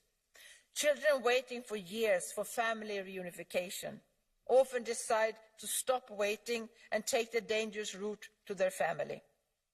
As part of the new Pact on Migration and Asylum, we proposed to shorten and improve Dublin family reunification processes. Unaccompanied minors from Ukraine also need our specific attention and protection.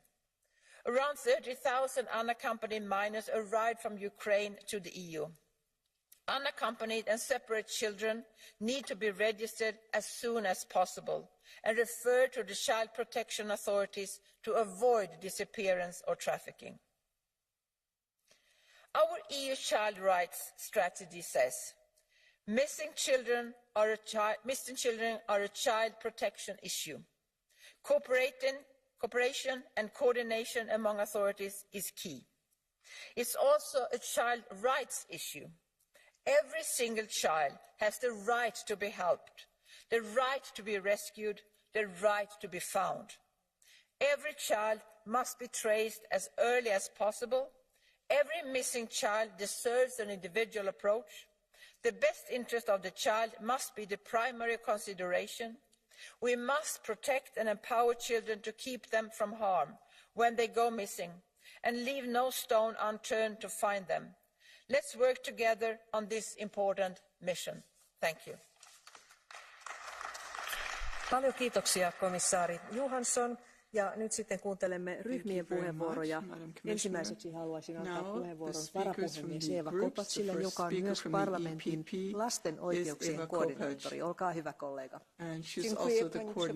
Thank you very much, Madam Chairman, Madam Commissioner. Each year in EU, 100,000 missing people are reported. Most people are found within 24 hours. However, some people simply get get lost.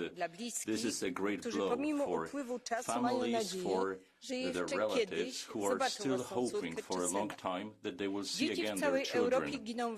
Children in Europe go missing under different circumstances and for different reasons. Most often, these are runaway cases when children escape from their homes. But children also go missing because they were abducted in crisis situations like war or migration. And here, the data leaves no mercy. Following the migration wave in 2015, in EU, 10,000 children went missing. Unfortunately, this situation could be repeated in the case of unaccompanied minors who are escaping from Ukraine. In May, we are celebrating the International Day of Missing Children, and the symbol of this day is the flower of forget-me-not. This is the symbol for this day, for all those who go missing. Therefore, there are some questions that need to be asked. Whether we should set up a system of supporting, protecting, and seeking children, or should we build a new comprehensive EU system where there will be better cooperation? I think that these two solutions do not exclude each other. Quite to the contrary, they should complete each other. We need actions at national level and at EU level. And I would like to say something quite evident at the end. Let's remember that their relatives, their families are still waiting for these missing kids. Thank you. Kiitokset kollega Kopats. Ja sitten seuraavaksi SND-ryhmän nimissä Libe-valiokunnan puheenjohtaja Juan Fernando López Aguilar. Olkaa hyvä. Gracias, señora presidenta. Comisaria Johansson, en un pleno tan cargado de asuntos extremadamente sensibles, este Parlamento Europeo vuelve a ocuparse de los derechos de los menores y particularmente de la problemática de los menores desaparecidos. Espeluznante. Las cifras son realmente abrumadoras. El único registro que tenemos conocido, un informe de 2013, señala que al menos 250.000 menores reportados se encuentran desaparecidos en la Unión Europea y reclaman efectivamente acción coordinada, puntos de encuentro, cooperación policial y judicial. Todas las propuestas que usted pueda poner sobre la mesa serán apoyadas por este Parlamento Europeo, que muestra su mayor solidaridad cuando se trata de menores vulnerables no acompañados. Usted ha demostrado en esas cifras también ciertamente impactantes que se registran en conflictos que están teniendo lugar en nuestras mismas fronteras y por tanto que nos impactan a todos los Estados miembros. Cerca de 30.000 menores no acompañados han entrado desde Ucrania, reclamando por tanto una atención a su vulnerabilidad como víctimas de violencia, abusos, explotación laboral o sexual o de redes de tráfico de personas. Por tanto, ni un segundo que perder. Comisaria Johansson tiene todo nuestro apoyo para todas las medidas que pueda poner para ese registro Commissioner, you have all our support. We will do everything we can to support the proposal to have an effective register and implement these provisions as fast as possible. Ja sitten seuraavaksi uudistuva Eurooppa Renew-ryhmän nimissä kollega Itzaskun Bilbao. On behalf of the Renew Group, Bilbao Presidenta, comisaria, cada año se denuncian 300.000 desapariciones en la Unión Europea. Nuestro objetivo, sumándonos a organizaciones como Missing Children o Amber Alert, es mejorar la respuesta de las autoridades frente a este fenómeno particularmente peligroso para los niños. El riesgo de que se produzcan graves violaciones de derechos o se ponga en peligro la integridad de las personas desaparecidas crece cuanto más tardamos en esclarecer lo ocurrido. Por eso, la investigación inmediata es clave. Ahora las autoridades policiales intervienen en fase temprana cuando una desaparición se vincula con un delito, pero si eso no ocurre, persiste el riesgo. La Fundación Amber Alert Europa aborda esta laguna en su propuesta de enfoque común europeo para mejorar la prevención e investigación de desapariciones. Aprovechando ese conocimiento, proponemos enriquecer el análisis de riesgos, considerar más datos y coordinar mejor los servicios que puedan proporcionarlos. Así, evaluaremos más y nuevos factores y priorizaremos mejor. Esta cooperación debe ser más intensa en desapariciones de menores y en casos que se produzcan en zonas transfronterizas. Gracias. Paljon kiitos kollega Bilbao Barandika. Ja sitten seuraavaksi vasemmistoryhmän nimissä edustaja Konstantinos Arvanitis. Mr. Avanitis. Κύριε Πρόεδρε, κυρία Επίτροπε, δεν θα μπορούσαμε να μην σας στηρίξουμε σε αυτή την προσπάθεια. Ο τίτλος είναι «Αγνοούμενοι, αναζητούμενοι ή αζήτητοι». Μόνο αναφορικά για το προσφυγικό συμπληρώνω τους συναδέλφους. Από το 2014 μέχρι σήμερα 25.000 είναι αγνοούμενοι επιτοπλίστων παιδιά στη Μεσόγειο. Στην Ελλάδα πριν λίγες μέρες είχαμε ένα ναυάγιο πάλι στα Κύθυρα.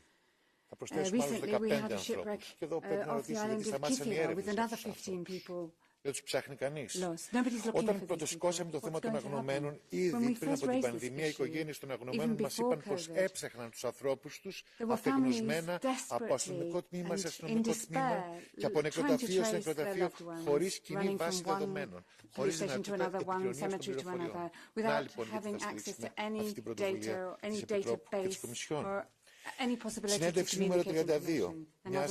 Ένας αδερφός μιλάει για την αδερφή του από τη Συρία. Ναι, έχω ανάγκη να γνωρίσω που βρίσκεται το σώμα της αδερφής μου. Τώρα μπορώ να τη βρω στο Google Maps και να την επισκέπτομαι περιστασιακά.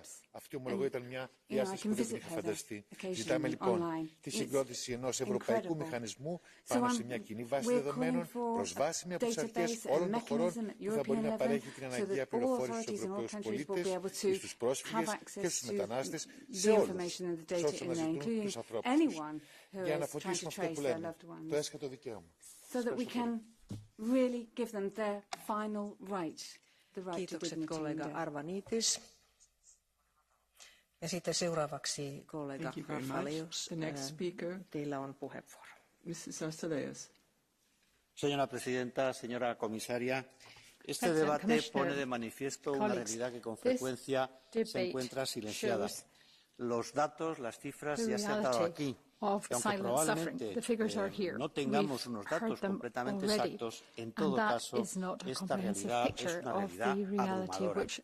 Es cierto que detrás de estas desapariciones puede haber causas distintas, problemas de salud mental, desapariciones voluntarias, accidentes, pero no suele ser ese el caso de adolescentes y de niños. En una Unión sin fronteras se necesita una cooperación policial muy estrecha, la ayuda de los ciudadanos y también la incorporación a la labor policial de las tecnologías de identificación y de intercambio de información, que son herramientas eficaces y absolutamente imprescindibles. En este sentido, no es aceptable, por ejemplo, que no se haya completado un sistema interoperable de alerta sobre desaparición de menores. Pero más que señalar o dejar en evidencia a nadie, es esencial ese enfoque a escala europea ante este reto para nuestra seguridad y los derechos de los menores priorice la creación de capacidades en aquellos Estados miembros que pueden tener más dificultades, mayor carga de trabajo o que se encuentran más retrasados en los procedimientos de cooperación. Las agencias europeas, tanto Europol como Cepol, deberían tener una misión muy especial en esta estrategia de capacitar a las fuerzas y cuerpos de seguridad de todos los Estados miembros. La dimensión del problema demuestra que no es solo un problema nacional, menos aún cuando el incremento de los flujos migratorios y de refugiados hacia la Unión agrava las vulnerabilidades y los riesgos de personas, ya sean adultos o niños, que pueden terminar desaparecidos y explotados.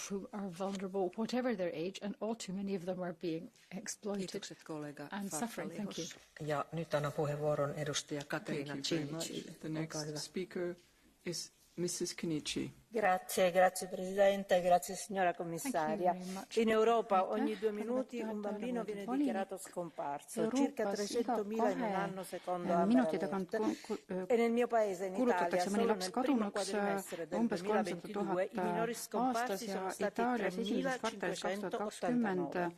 Fughe, casi di sottrazione da parte di un genitore, scomparsa di minori migranti, bambini smarriti, rapimenti di tipo criminale. E per contrastare tale drammatico fenomeno gli strumenti europei vigenti, come il regolamento Bruxelles 2 bis e il numero unico europeo, non sono ancora sufficienti. Come copresidente dell'intergruppo per i diritti dei minori sostengo quindi convintamente l'istituzione di un quadro globale a livello europeo per i bambini scomparsi, volto a rafforzare la normativa di riferimento magari anche ampliando il mandato del Centro Europeo per combattere gli abusi sessuali online, al fine di garantire il coordinamento delle offline a livello dell'Unione, rafforzare la cooperazione tra le autorità competenti e il sostegno alle ONG che operano nei diversi paesi dell'Unione.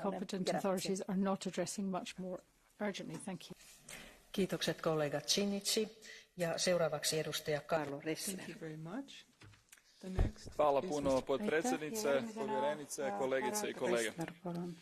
U Europi svake godine nestane nekoliko stotina tisuća ljudi, a u čak polovici od svih slučajeva radi se o djeci. Jasno je, na sreću, dobar dio njih vrlo se u kratkom roku nađe, ali također je nažalost jasno da dobar dio njih i nestane na duži vremenski period. Kao roditelj, kao suprug, teško mogu i zamisliti svu tu agoniju koju možemo i moramo suosjećati, kroz koju prolaze nestale osobe, kroz koju prolaze nestala djeca, ali jednako tako i njihove obitelji. Nažalost, premda se suočavamo s velikim brojem nestalih, još uvijek na europskoj razini nedostaje zajednički europski okvir. Okolnosti takvih nestanaka su naročito mučne kada se radi o nestanku kao posljedici kaznenog djela, kao posljedici organiziranog kriminala, poput trgovanja ljudima, kao njihovim najcrnijim oblikom. Iskorištavanje žrtava, bez obzira radili se o seksualnoj ili radnoj eksploataciji, nažalost se događa i dok ovdje raspravljamo. Ovaj oblik stravičnog kršenja ljudskih prava nije samo obilježje nekakvih drugih dalekih zemalja, nego je nažalost prisutno i ovdje u Europi. Zato pozdravljam dosadašnje inicijative, potrebna nam je žurna uspostava zajedničkog okvira za nestalu djecu i sve osobe i očekujem produbljivanje suradnje između država članica, ali isto tako i još snažniji angažman Europske unije. Hvala puno. Kiitokset kollega Ressler ja sitten seuraavaksi viimeinen pyydetty puheenvuoro kollega Helen Fritzon. Varsågod. Tack fru talman, kommissionär Johansson. De har fortfarande mardrömmar och just nu säger de att de aldrig mer vill återvända till Ukraina. Ja, orden kommer från en mamma från Ukraina som flytt med sina barn till Sverige. Ända sedan kriget bröt ut har Ukrainas barn utstått sånt som inget barn ska behöva uppleva. Redan i mars gick vi socialdemokrater ut med tydliga krav om att skydda barnen som drabbas i kriget. Och det är oerhört positivt att kommissionär Johansson tar den här frågan på så stort allvar. Att förhindra att barn förs bort eller utsätts för våld eller människohandel är grundläggande för den europeiska unionen. Det handlar om barnens mänskliga rättigheter och att vi som vuxna lever upp till våra skyldigheter. Det handlar om alla barn. Alla barn har rätt till en trygg och kärleksfull uppväxt. Tack, kiitos kollega Fritzon. Ja nyt meillä on 3 catch the eye-puheenvuoroa ja ne voidaan kaikki nyt myöntää. Ensimmäiseksi edustaja kollega Eugen Tomac. Olkaa hyvä. 1 minuutti. Onko kollega paikalla? Vă mulțumesc, doamna președintă. Mă bucur că există această dezbatere pentru că cred că avem obligația să gândim mult mai proactiv, mult mai maturi și mult mai implicați, pentru că este o problematică deja care merită un răspuns european. Avansul tehnologic ne permite astăzi să creăm instrumente prin care să putem proteja mult mai bine pe copii. Și cred că în Europa, astăzi, atunci când auzim de copii despăruți, de copii care sunt victime ale we hear about children who are victims of human trafficking or sexually abused, we are appalled. That is why we need this European reaction, this European instrument to protect those children, to identify them faster, to fight those networks of traffickers that unfortunately cause so much suffering, because these innocent beings are victims of these criminal gangs, criminal groups, which we need to annihilate, and we need to protect the children. Thank you. Paljon kiitos kollega Tomac ja sitten Mihaela Šojdrová. Olkaa hyvä. The next speaker is Mrs. Děkuji za udělení slova.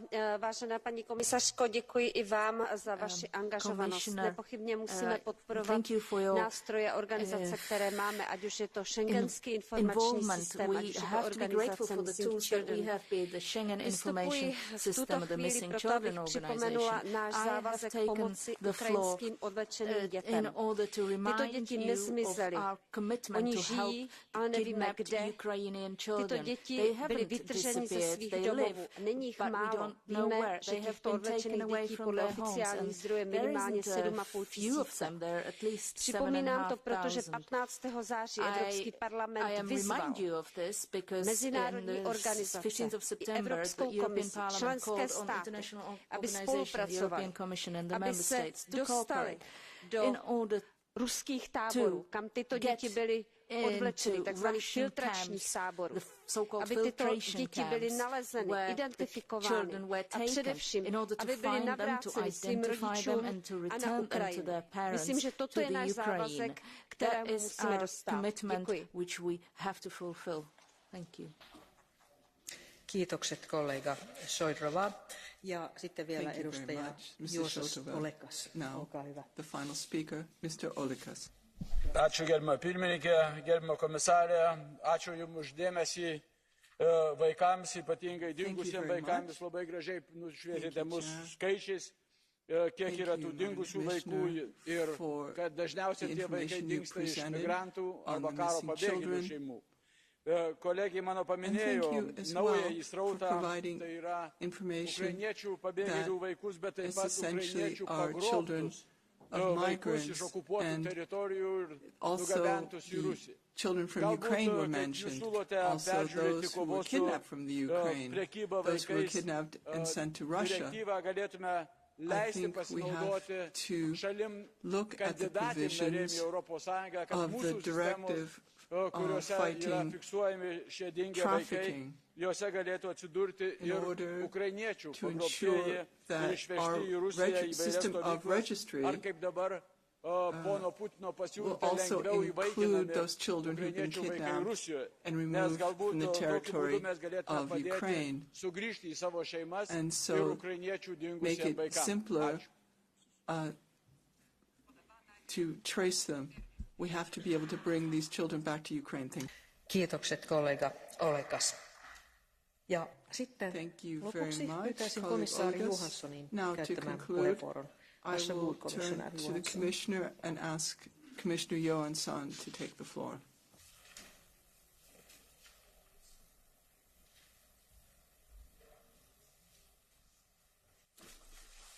Thank you very much. I've been listening carefully to your intervention, and I think that today's discussion illustrates the importance of providing an immediate and comprehensive response to missing children and missing persons. Cross-border, regional and international cooperation and exchange of knowledge and information are key. Many of you raised the issue of a database. We have a database in the Schengen information system. It's important, I said it in the beginning. We have 115,000 active alerts right now in the Schengen information system, and we have more than 7,000 hits every year when they got the connection. Just to give you one example, in 2018, a 14-year-old girl from Ireland, from Connacht in Ireland, was reported missing from a care home. When Ireland joined the Schengen information system, just a few months later, in 2021, 3 years later, when they connected the system, they got a hit and find this girl in in a railway station in Switzerland, unaccompanied. And that could connect the police and the social workers in Ireland and Switzerland, and the girl could be rescued and protected. So these databases are really important, and in November we will have the next generation, so to say, of the Schengen Information System with even better possibilities. I am committed to continue work on this very, very important subject, to further improve cooperation, making the most of all our tools and systems, and continue doing that, for the protection and promotion of the rights of missing children and missing persons at risk. Thank you very much for the debate. Paljon kiitos, tack, kommissionär Johansson. Ja nyt tämä keskustelu on päättynyt ja voimme sitten siirtyä tämän päivän ja illan viimeiseen varsinaiseen asiaan. Esityslistalla on nimittäin seuraavana neuvoston ja komission julkilausumat Venäjän federaation nimeäminen terrorismia tukevaksi valtioksi. Ja aivan aluksi haluaisin kutsua komissaari Johanssonin käyttämään puheenvuoron. And let me give the floor, first and foremost, to Commissioner Johansson.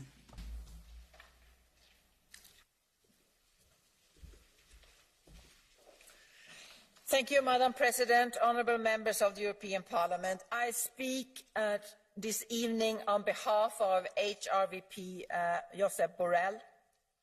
The European Parliament has played an important role in demonstrating strong support to Ukraine and supporting robust actions of the European Union. We are at a turning point in this war. On the one hand, Ukraine has been defending itself successfully for nearly 8 months, recently pushing back the Russian army and liberating territories from the Russian occupation. On the other hand, President Putin is continuing along the dangerous path of escalation.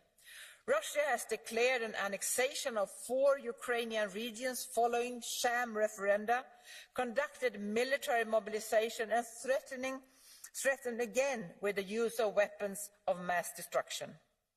What is more, Russian military has intensified brutal strikes of Ukrainian cities, civilian targets, including energy facilities.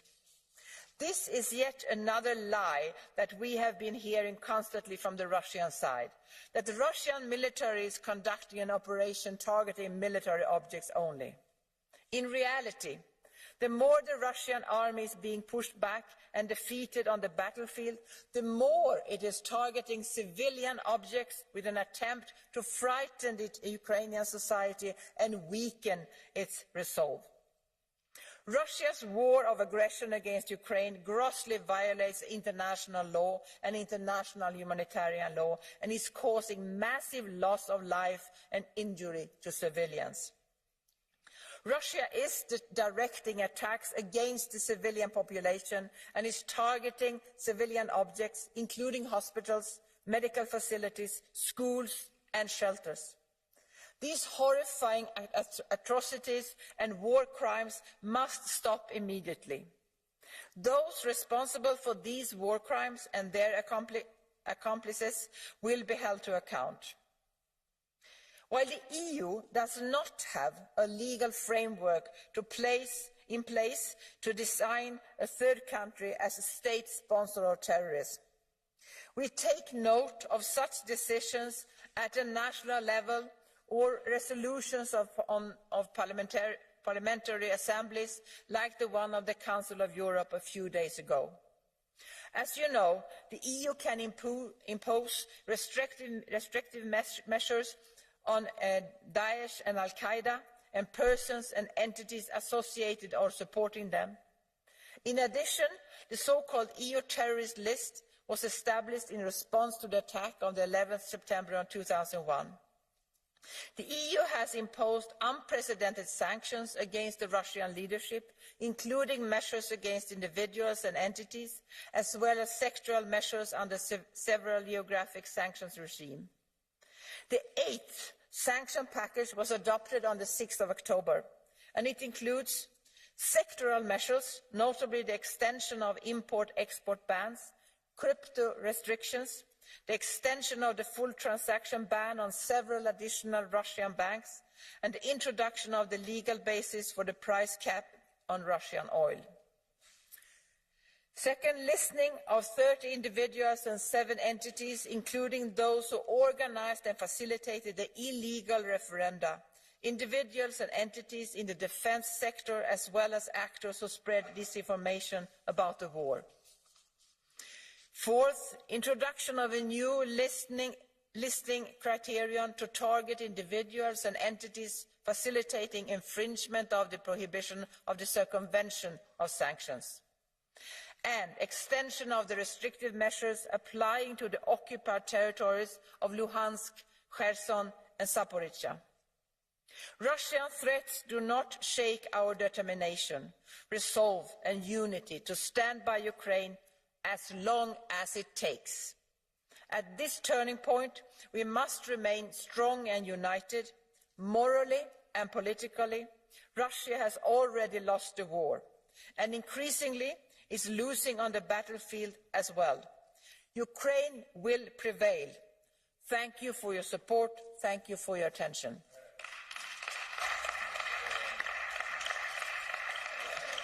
Paljon kiitos komissaari Johansson. Tack så mycket. Ja sitten ryhmien puheenvuorot. Ensin EPP-ryhmän puolesta kollega Andrzej Halicki. Olkaa hyvä. Starting with Mr. Halicki for the EPP group. My, obywatele wolnej, demokratycznej Europy, wzywamy parlamenty narodowe, wzywamy rządy państw członkowskich do uznania Rosji za państwo organizujące i prowadzące terroryzm. Mam nadzieję, że ta Izba, Parlament Europejski pokaże jedność w tej sprawie i również wymusi na Komisji Europejskiej, na Radzie Europejskiej stanowcze działania.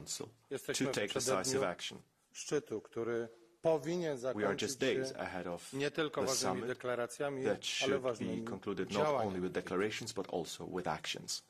Dzisiejsze obrazy tysięcy zabitych osób, atakiem na cywilne obiekty, na domy mieszkalne, w Ukrainie to przecież nie jedyne obrazy, które mamy pamięć. Wywózki w głąb Rosji tysięcy osób tylko z powodów etnicznych, w tym dzieci, a pamiętacie samolot zestrzelony holenderskim samolotem H-17, 300 niewinnych osób. Spalone szpitale i szkoły w Syrii przez wyszkolone grupy rosyjskich zbrodniarzy. Wsparcie dla grupy Wagnera oficjalnie przez Putina i nagradzanie tych zbrodniarzy różnymi odznaczeniami. Jeżeli jako Europejska Partia Ludowa wzywamy do tego, by nazwać Putina zbrodniarzem wojennym, to nie są tylko słowa. Jego miejsce jest przed Międzynarodowym Trybunałem w Hadze. Musimy do tego doprowadzić.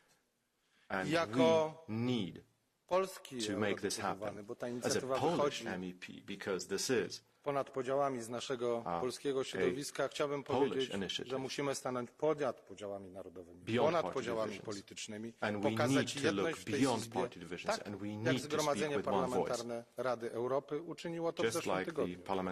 Bo czyż trzeba więcej ofiar i przykładów, żeby nazwać Rosję państwem wspomagającym, organizującym i realizującym terroryzm? Dziękuję i apeluję o jedność. Kiitokset kollega Halicki. Ja sitten SND-ryhmän puolesta kollega Juan Fernando López Aguilar. SD Group, Mr. López Aguilar. Gracias, señora presidenta. Comisaria Johansson, desde que en febrero de este mismo año comenzase la brutal guerra de agresión de Putin contra Ucrania, este Parlamento Europeo ha hecho de todo para apoyar todas las acciones emprendidas por la Unión Europea para responder. Tomando nota, en primer lugar, que se trata de un vecino gigantesco, directo de la Unión Europea, la Federación Rusa, frontera directa de la Unión Europea en las 3 repúblicas bálticas, en Finlandia y en Polonia, en el enclave de Kaliningrado. En segundo lugar, en el frente humanitario con la directiva temporal, pero también adoptando sanciones contra los activos de los oligarcas rusos y confiscando sus bienes. Y, por supuesto, adoptando medidas legislativas como la reforma del reglamento de Eurojust, precisamente para apoyar los equipos conjuntos de investigación y la investigación emprendida por la Fiscalía Penal Internacional de los Crímenes de Guerra, aun sabiendo que Rusia no es signataria del Tribunal Penal Internacional. Pero la consideración de Rusia como un Estado que financia o apoya directamente actividades terroristas en el suelo europeo requiere que la Unión Europea la encuadre dentro de una expresión de voluntad de madurar deprisa en su política exterior y de seguridad común, en su política de defensa común y, en definitiva, de afirmarse de una vez, como quiere este Parlamento Europeo, como una potencia globalmente relevante. Paljon kiitos edustaja Lopez Aguilar ja sitten uudistuva Eurooppa Renew-ryhmän nimissä kollega Petras Auštrevičius, olkaa hyvä. Madam Chair, Commissioner, dear colleagues, do we have enough evidence that Russia is committing state terrorism during the war of aggression against Ukraine? Yes, indeed. At this very moment, Russia is carrying out massive missile strikes against Ukrainian cities and critical infrastructure. It is enough to remember the strikes on the Kramatorsk railway station and the Mariupol theater, with clear indication that it sheltered children. Cities such as Mariupol, Volnovakha, Rubizhne, Popasna, Lyman, and Severodonetsk were completely destroyed. In some of them, massive graves in Bucha, Irpin, and Izium were discovered. More than 400 Ukrainian children have been killed and more than 700 wounded since the beginning of the Russian invasion. More than 2,600 educational institutions have been destroyed or damaged as a result of Russian terrorist attacks. We must recognize and include Russia among the state sponsors of terrorism. Putin and his government must be held accountable before an international tribunal. Only then will justice be served. Thank you. Paljon kiitos kollega Auštrevičius ja sitten Vihreiden ja Euroopan vapaa-allianssiryhmän nimissä edustaja Viola von Kramon Tabadel, olkaa hyvä. Frau Präsidentin, Frau Kommissarin, liebe Kolleginnen und Kollegen!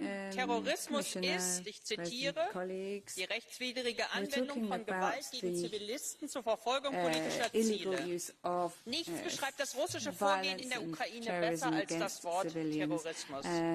Terrorismus ist es, wenn Hunderte ukrainischer Zivilistinnen in Irpin, Bucha und Izium gefoltert, vergewaltigt, ermordet und in Massengräber geworfen werden. Wie anders wollen wir es nennen, wenn Russland Millionen Tonnen ukrainisches Getreide in den Häfen beschlagnahmt und dann die internationale Gemeinschaft mit Hungersnöten erpresst?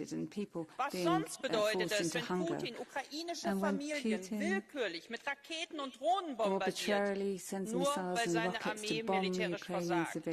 Und es ist natürlich auch Terrorismus, wenn Russland der Ukraine und dem Rest der Welt mit der nuklearen Vernichtung droht. Wir sollten nicht länger um den heißen Brei herumreden. Putins Russland finanziert als Staat Terror weltweit. Und wir müssen damit umgehen, wie wir auch so mit anderen Terroristen umgehen. Herzlichen Dank. Kiitokset kollega von Kramon Tobadel ja sitten ECR-ryhmän nimissä Charlie Weimers, olkaa hyvä. Thank you, Madam President. Commissioner Johansson, colleagues, in the past decades, the Russian Federation has attempted to re-establish regional hegemony. Russia inspires terror by murdering countless civilian victims, by indiscriminate targeting in Chechnya, Georgia, Syria, and Ukraine. Russia relishes instability by supporting and financing of terrorist regimes and organizations in the Middle East and Latin America. Russia's closest allies, Syria, Cuba, North Korea, and Iran, are also sponsors of terrorism. Colleagues, we cannot, on the one hand, condemn and sanction Russia, while on the other, continuing to entertain any delusion that the regime in Moscow can be a reliable partner, whether on climate, trade, or regional stability. That world is dead and gone. Will it ever come back during our lifetime? I don't think so. Colleagues, the Ukrainian parliament has appealed to countries to declare the Russian regime a terrorist state. Latvia, Lithuania, and Estonia have shown leadership by heeding this call, and the EU Parliament should call for other EU member states to follow their example. It is time to recognize the Russian Federation for what it is: a pariah, a menace, a rogue state, and a state sponsor of terrorism. And that recognition must come with consequences. Thank you. Kiitokset kollega Weimers ja sitten vasemmistoryhmän nimissä edustaja Claire Daly. Olkaa hyvä. Mr. Weimers, on behalf of the left, Ms. Daly has the floor. Thanks very much, President. State sponsor of terrorism is a term of US law. It doesn't exist in EU law. But a Zelensky advisor called for it in the Parliament magazine, and here we are again reporting for duty. And all it will do is make peace harder to achieve. Exactly, of course, what the extremists want. No peace, no off-ramps, all bridges burning, and Ukraine a permanent abattoir in a suicidal holy crusade against Russia. So, if you want to start naming state sponsors of terrorism, let's do it. European sponsorship of Israeli terrorism in Palestine, Western sponsorship of Saudi terror in Yemen, ISIS, the product of French, American, British, Turkish and Gulf sponsorship in Syria and Iraq. Decades of right-wing US-backed terrorism against the Cuban Revolution, the Contras in Nicaragua, death squads in Guatemala, in El Salvador. Remember Vietnam, Laos, Cambodia, horror after horror, terror after terror. There's nothing constructive about the pot calling the kettle black. Would you ever cop on, start championing peace and end the war, which is patently in the interests of EU, Ukrainian and Russian citizens? Kiitokset, kollega. Ja nyt sitten seuraavaksi edustaja Raza Jukneviciene. Olkaa hyvä. Dear colleagues, we just heard Putin's word. Now we have to be back to the topic. We have never had a situation like this before. It is clear that a major nuclear power, a permanent member of the UN Security Council, with all its military and administrative power, is committing acts of terror, killing civilians, destroying infrastructure, using systemic violence and intimidation. We must name Russia a terrorist state for several reasons. First, it must be isolated, just like cancer cells are isolated by medical doctors. Second, to guarantee accountability and to prevent impunity. A list of concrete actions have to follow. Russia is not terror sponsoring country. Russia is terrorist state. The EU needs to build its own legal framework to define what a terrorist state is and how to contain it. We have to start to do this now, not tomorrow. Thank you. Kiitokset edustaja Jukniaviciene. Ja sitten seuraavaksi edustaja Marek Balt. Olkaa hyvä. Now, Mr. Balt has the floor. Pani Przewodnicząca, Pani Komisarz, od 22 lutego codziennie jesteśmy świadkami ataków i zbrodni dokonywanych na ludności ukraińskiej, na przykład w Buczy i na infrastrukturze cywilnej. Zniszczono już ponad 30% elektrowni w Ukrainie. Zrobiła to armia rosyjska na wyraźny rozkaz prezydenta Rosji Putina. Tego typu ataki w prawie międzynarodowym nazywane są terroryzmem. Putin wielokrotnie groził atakiem bronią atomową oraz odpowiada za ataki weapons on a number of occasions. He was also responsible for attacks against nuclear power plants in Chernobyl and Zaporozhye. This is nuclear terrorism. Russia is not only supporting terrorism, for example, when the Dutch plane was shot down, but it became a terrorist state which must be among terrorist organizations, and Putin must be considered and recognized as a terrorist who should be on a wanted list. And countries that export weapons, for example, kamikaze drones, which are used in attacks in Ukraine, these countries must be considered and recognized to be state sponsors of terrorism as well. Thank you. Kiitos edustaja Balt ja sitten edustaja Nathalie Loiseau, olkaa hyvä. Now, Mrs. Loiseau. Merci Madame la Présidente. Qui d'autre qu'un terroriste aurait l'idée d'attaquer une centrale nucléaire civile, de la mettre en danger et d'y stocker des armes? Qui d'autre qu'un terroriste bombarderait une maternité, un théâtre, un jardin d'enfants ou assassinerait un chef d'orchestre? Qui d'autre qu'un terroriste plongerait dans le noir un pays sans objectif militaire clair, dans le seul but d'imposer des souffrances, d'intimider et donc de terroriser? Personne ne peut en douter. Non seulement la Russie agit depuis le 24 février comme un État agresseur, mais elle utilise aussi des méthodes terroristes. Avant de nous interroger sur les conséquences juridiques d'une telle qualification, j'engage nos médias à se poser les bonnes questions. Jamais ils n'ont imaginé inviter un porte-parole d'Al-Qaïda après le 11 septembre. Alors je ne vois pas ce que font les porte-paroles des ambassades russes chaque jour ou presque sur nos chaînes de télévision. Par respect pour les victimes de la terreur russe, par pitié, ne les invitez plus. Kiitokset kollega Loiseau ja sitten edustaja Anna Fotyga, olkaa hyvä. Thank you. Mrs. Fotyga. Thank you, President. Biesłan, Dubravka, Grozny, Anna Politkowskaja, Niemcow, Litvinenko, Skripals, Georgia, most probably Smolensk, then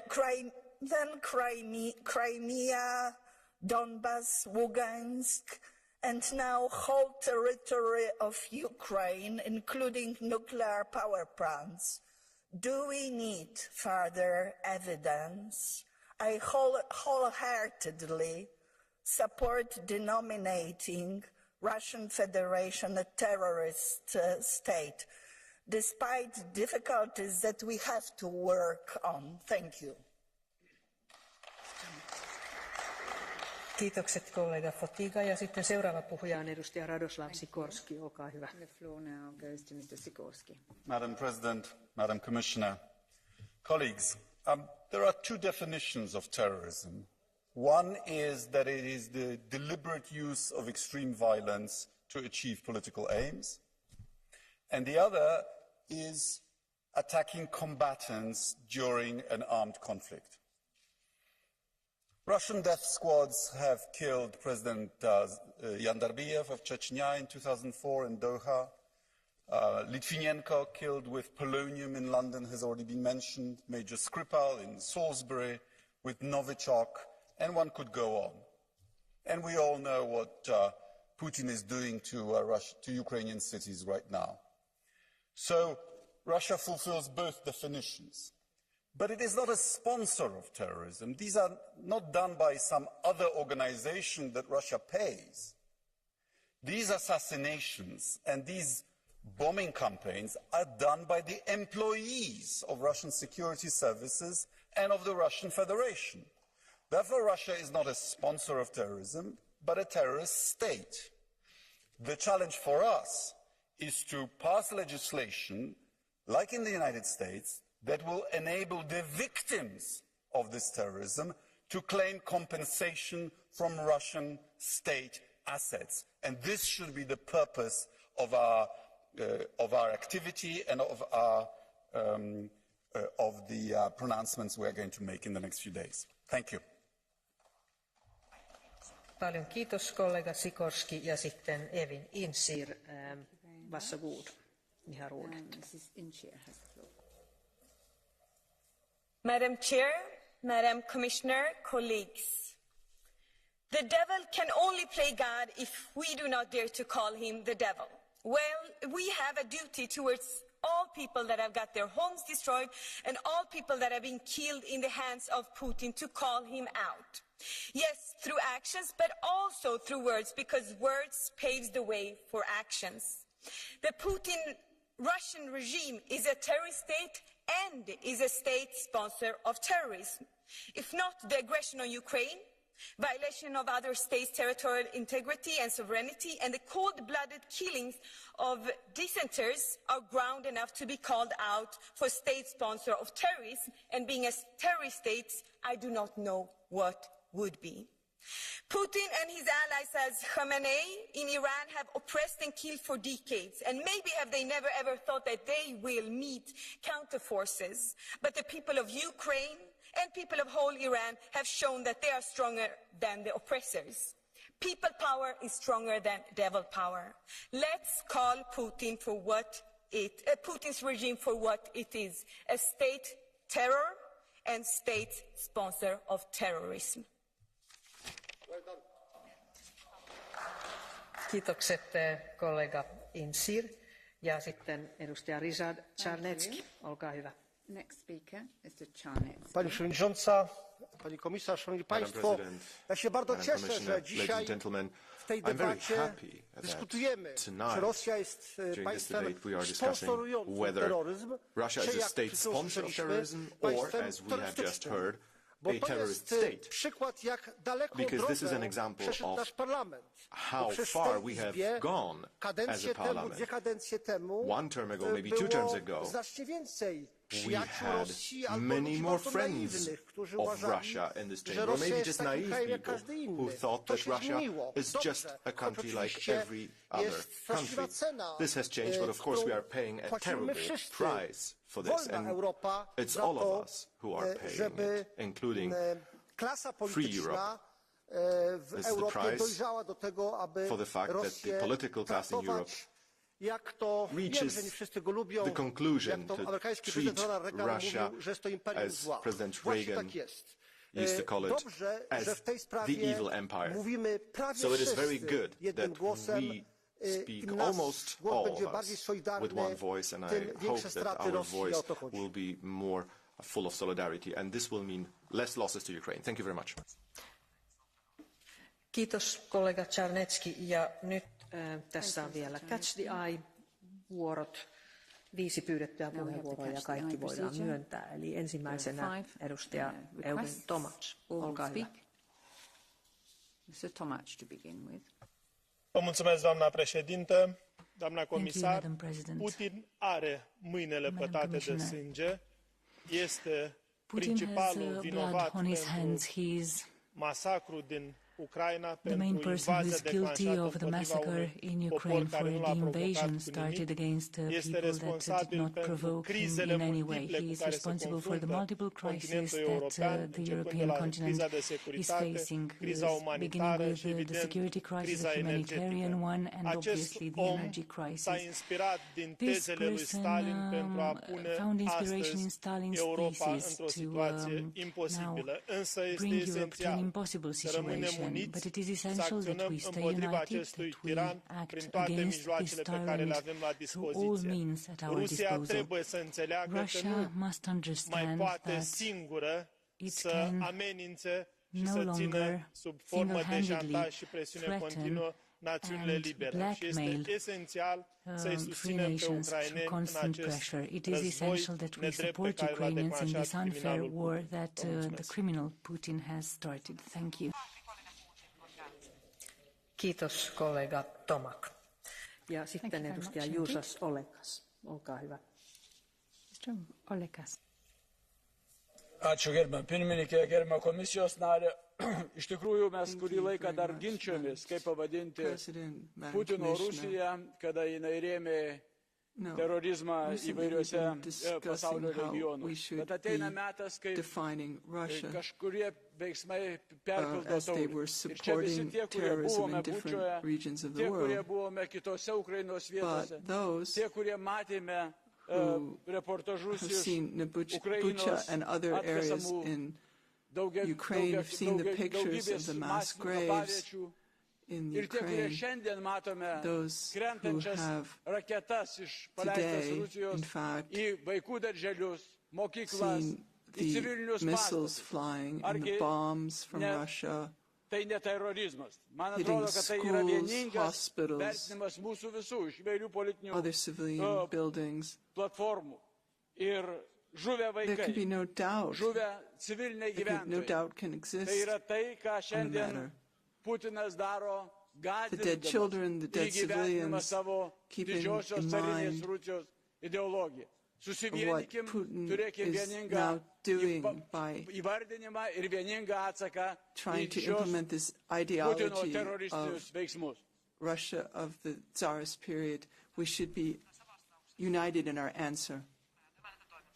Kiitos edustaja Olekas ja sitten edustaja Vladimarius Botos, olkaa hyvä. Thank you. Mr. Botos. Mulțumesc, doamna vicepreședinte, doamna comisar Johansson, stimați colegi, mă bucur că avem această dezbatere importantă astăzi în plenul Parlamentului European. Ce se întâmplă în Ucraina este teroare. Ce se întâmplă în Ucraina de peste 8 luni, what has been happening in Ukraine for over 8 milioane de oameni care își părăsesc casele, that is millions of people forced to flee their homes, tens of thousands of people killed, hundreds of children assassinated, un sistem energetic a unei țări pașnice, the energy system of a peaceful country being destroyed in the past few days. This is terror. This is să văd că Uniunea Europeană spune lucrurile pe nume și noi din această instituție o facem, pentru că de prea mulți ani Rusia a speculat slăbiciunile noastre. Trebuie să fim alături de Ucraina și trebuie să condamnăm Rusia ferm. Rusia, la momentul actual, este un stat terorist.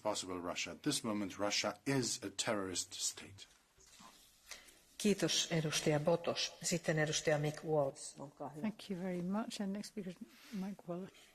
Mr. President, when Russia drops bombs on built-up areas in Ukraine, I have no doubt that the people in Ukraine underneath the bombs are terrorized. It's a form of terrorism. When the US, NATO bombed Afghanistan for 20 years and killed several hundred thousand and displaced millions, they were terrorizing the people. A UN survey showed that US NATO bombardments of civilians in Afghanistan, 45% of the people killed were children. When the US killed over 1 million civilians in Iraq, was that terrorism? When Israel terrorizes the Palestinian people every day, is that terrorism? When France and the UK and others armed the Saudi UAE to commit genocide in Yemen, where the UN said that over 400,000 are dead and 16 million are starving because of a genocide being carried out with the support of the US, the UK, France and several European states, is that terrorism? When he's going to wake up and start living in the real world? Thank you. Kiitos kollega. Ja nyt meillä on vielä yksi Catch the Eye-puheenvuoro ja sen saa edustaja Łukasz Kohut. Olkaa hyvä. And now it's a Kohut. Pani przewodnicząca, pani komisarz, Rosja jest państwem terrorystycznym. Putin jest zbrodniarzem wojennym. Niby oczywiste, ale trzeba o tym mówić głośno i wprost, bo historia lubi zapominać. W 1945 roku na ziemiach śląskich Armia Czerwona nie wyzwalała. the Red Army was not liberating. They were doing the same what they are doing right now in Ukraine. They were killing, burning and raping. 500,000 women, Polish and German women were killed or raped, and nobody was held accountable. There was no remedies paid. I think we should send a letter to Moscow for this, and those who thought that we could negotiate with Russia were wrong. Soviets are liars. Sergei Andreev is one of them, ambassador of Russia in Warsaw. Today Ukrainians fight for European values and die for European values. And in European Parliament we must stand with them. We should kick out Russian diplomats from Europe, from Berlin, from Warsaw, from the whole of the European Union. Thank you. Paljon kiitos edustaja Kohut. Ja nyt tämä keskustelu on päättynyt. Paitsi että unohditte, pyydän nyt komissaari Johanssonin vielä käyttämään loppupuheenvuoron. Te olette puhuneet niin paljon, että ehkä vielä yksi kerta, olkaa hyvä.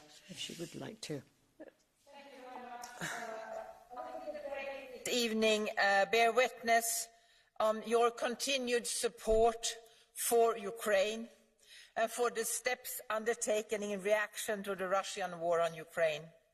We need to maintain attention to the terrible casualties and the destruction caused by Russia in Ukraine. Thousands of civilians have been murdered, many more tortured, harassed, raped, kidnapped or forcibly displaced. Russia must be held accountable for the crime it has committed. Ukraine has managed to withstand Russia's aggression. It has been possible thanks to the bravery of the Ukrainian people and its leaders. It has also been possible thanks to our support. And we will continue with our support as long as it takes. Thank you. Kiitokset komissaari Johansson ja pyydän anteeksi, että sotkin tämän viimeisen puheenvuoron. Mutta nyt keskustelu on siis päättynyt ja äänestys tästä toimitetaan marraskuun toisella istuntojaksolla.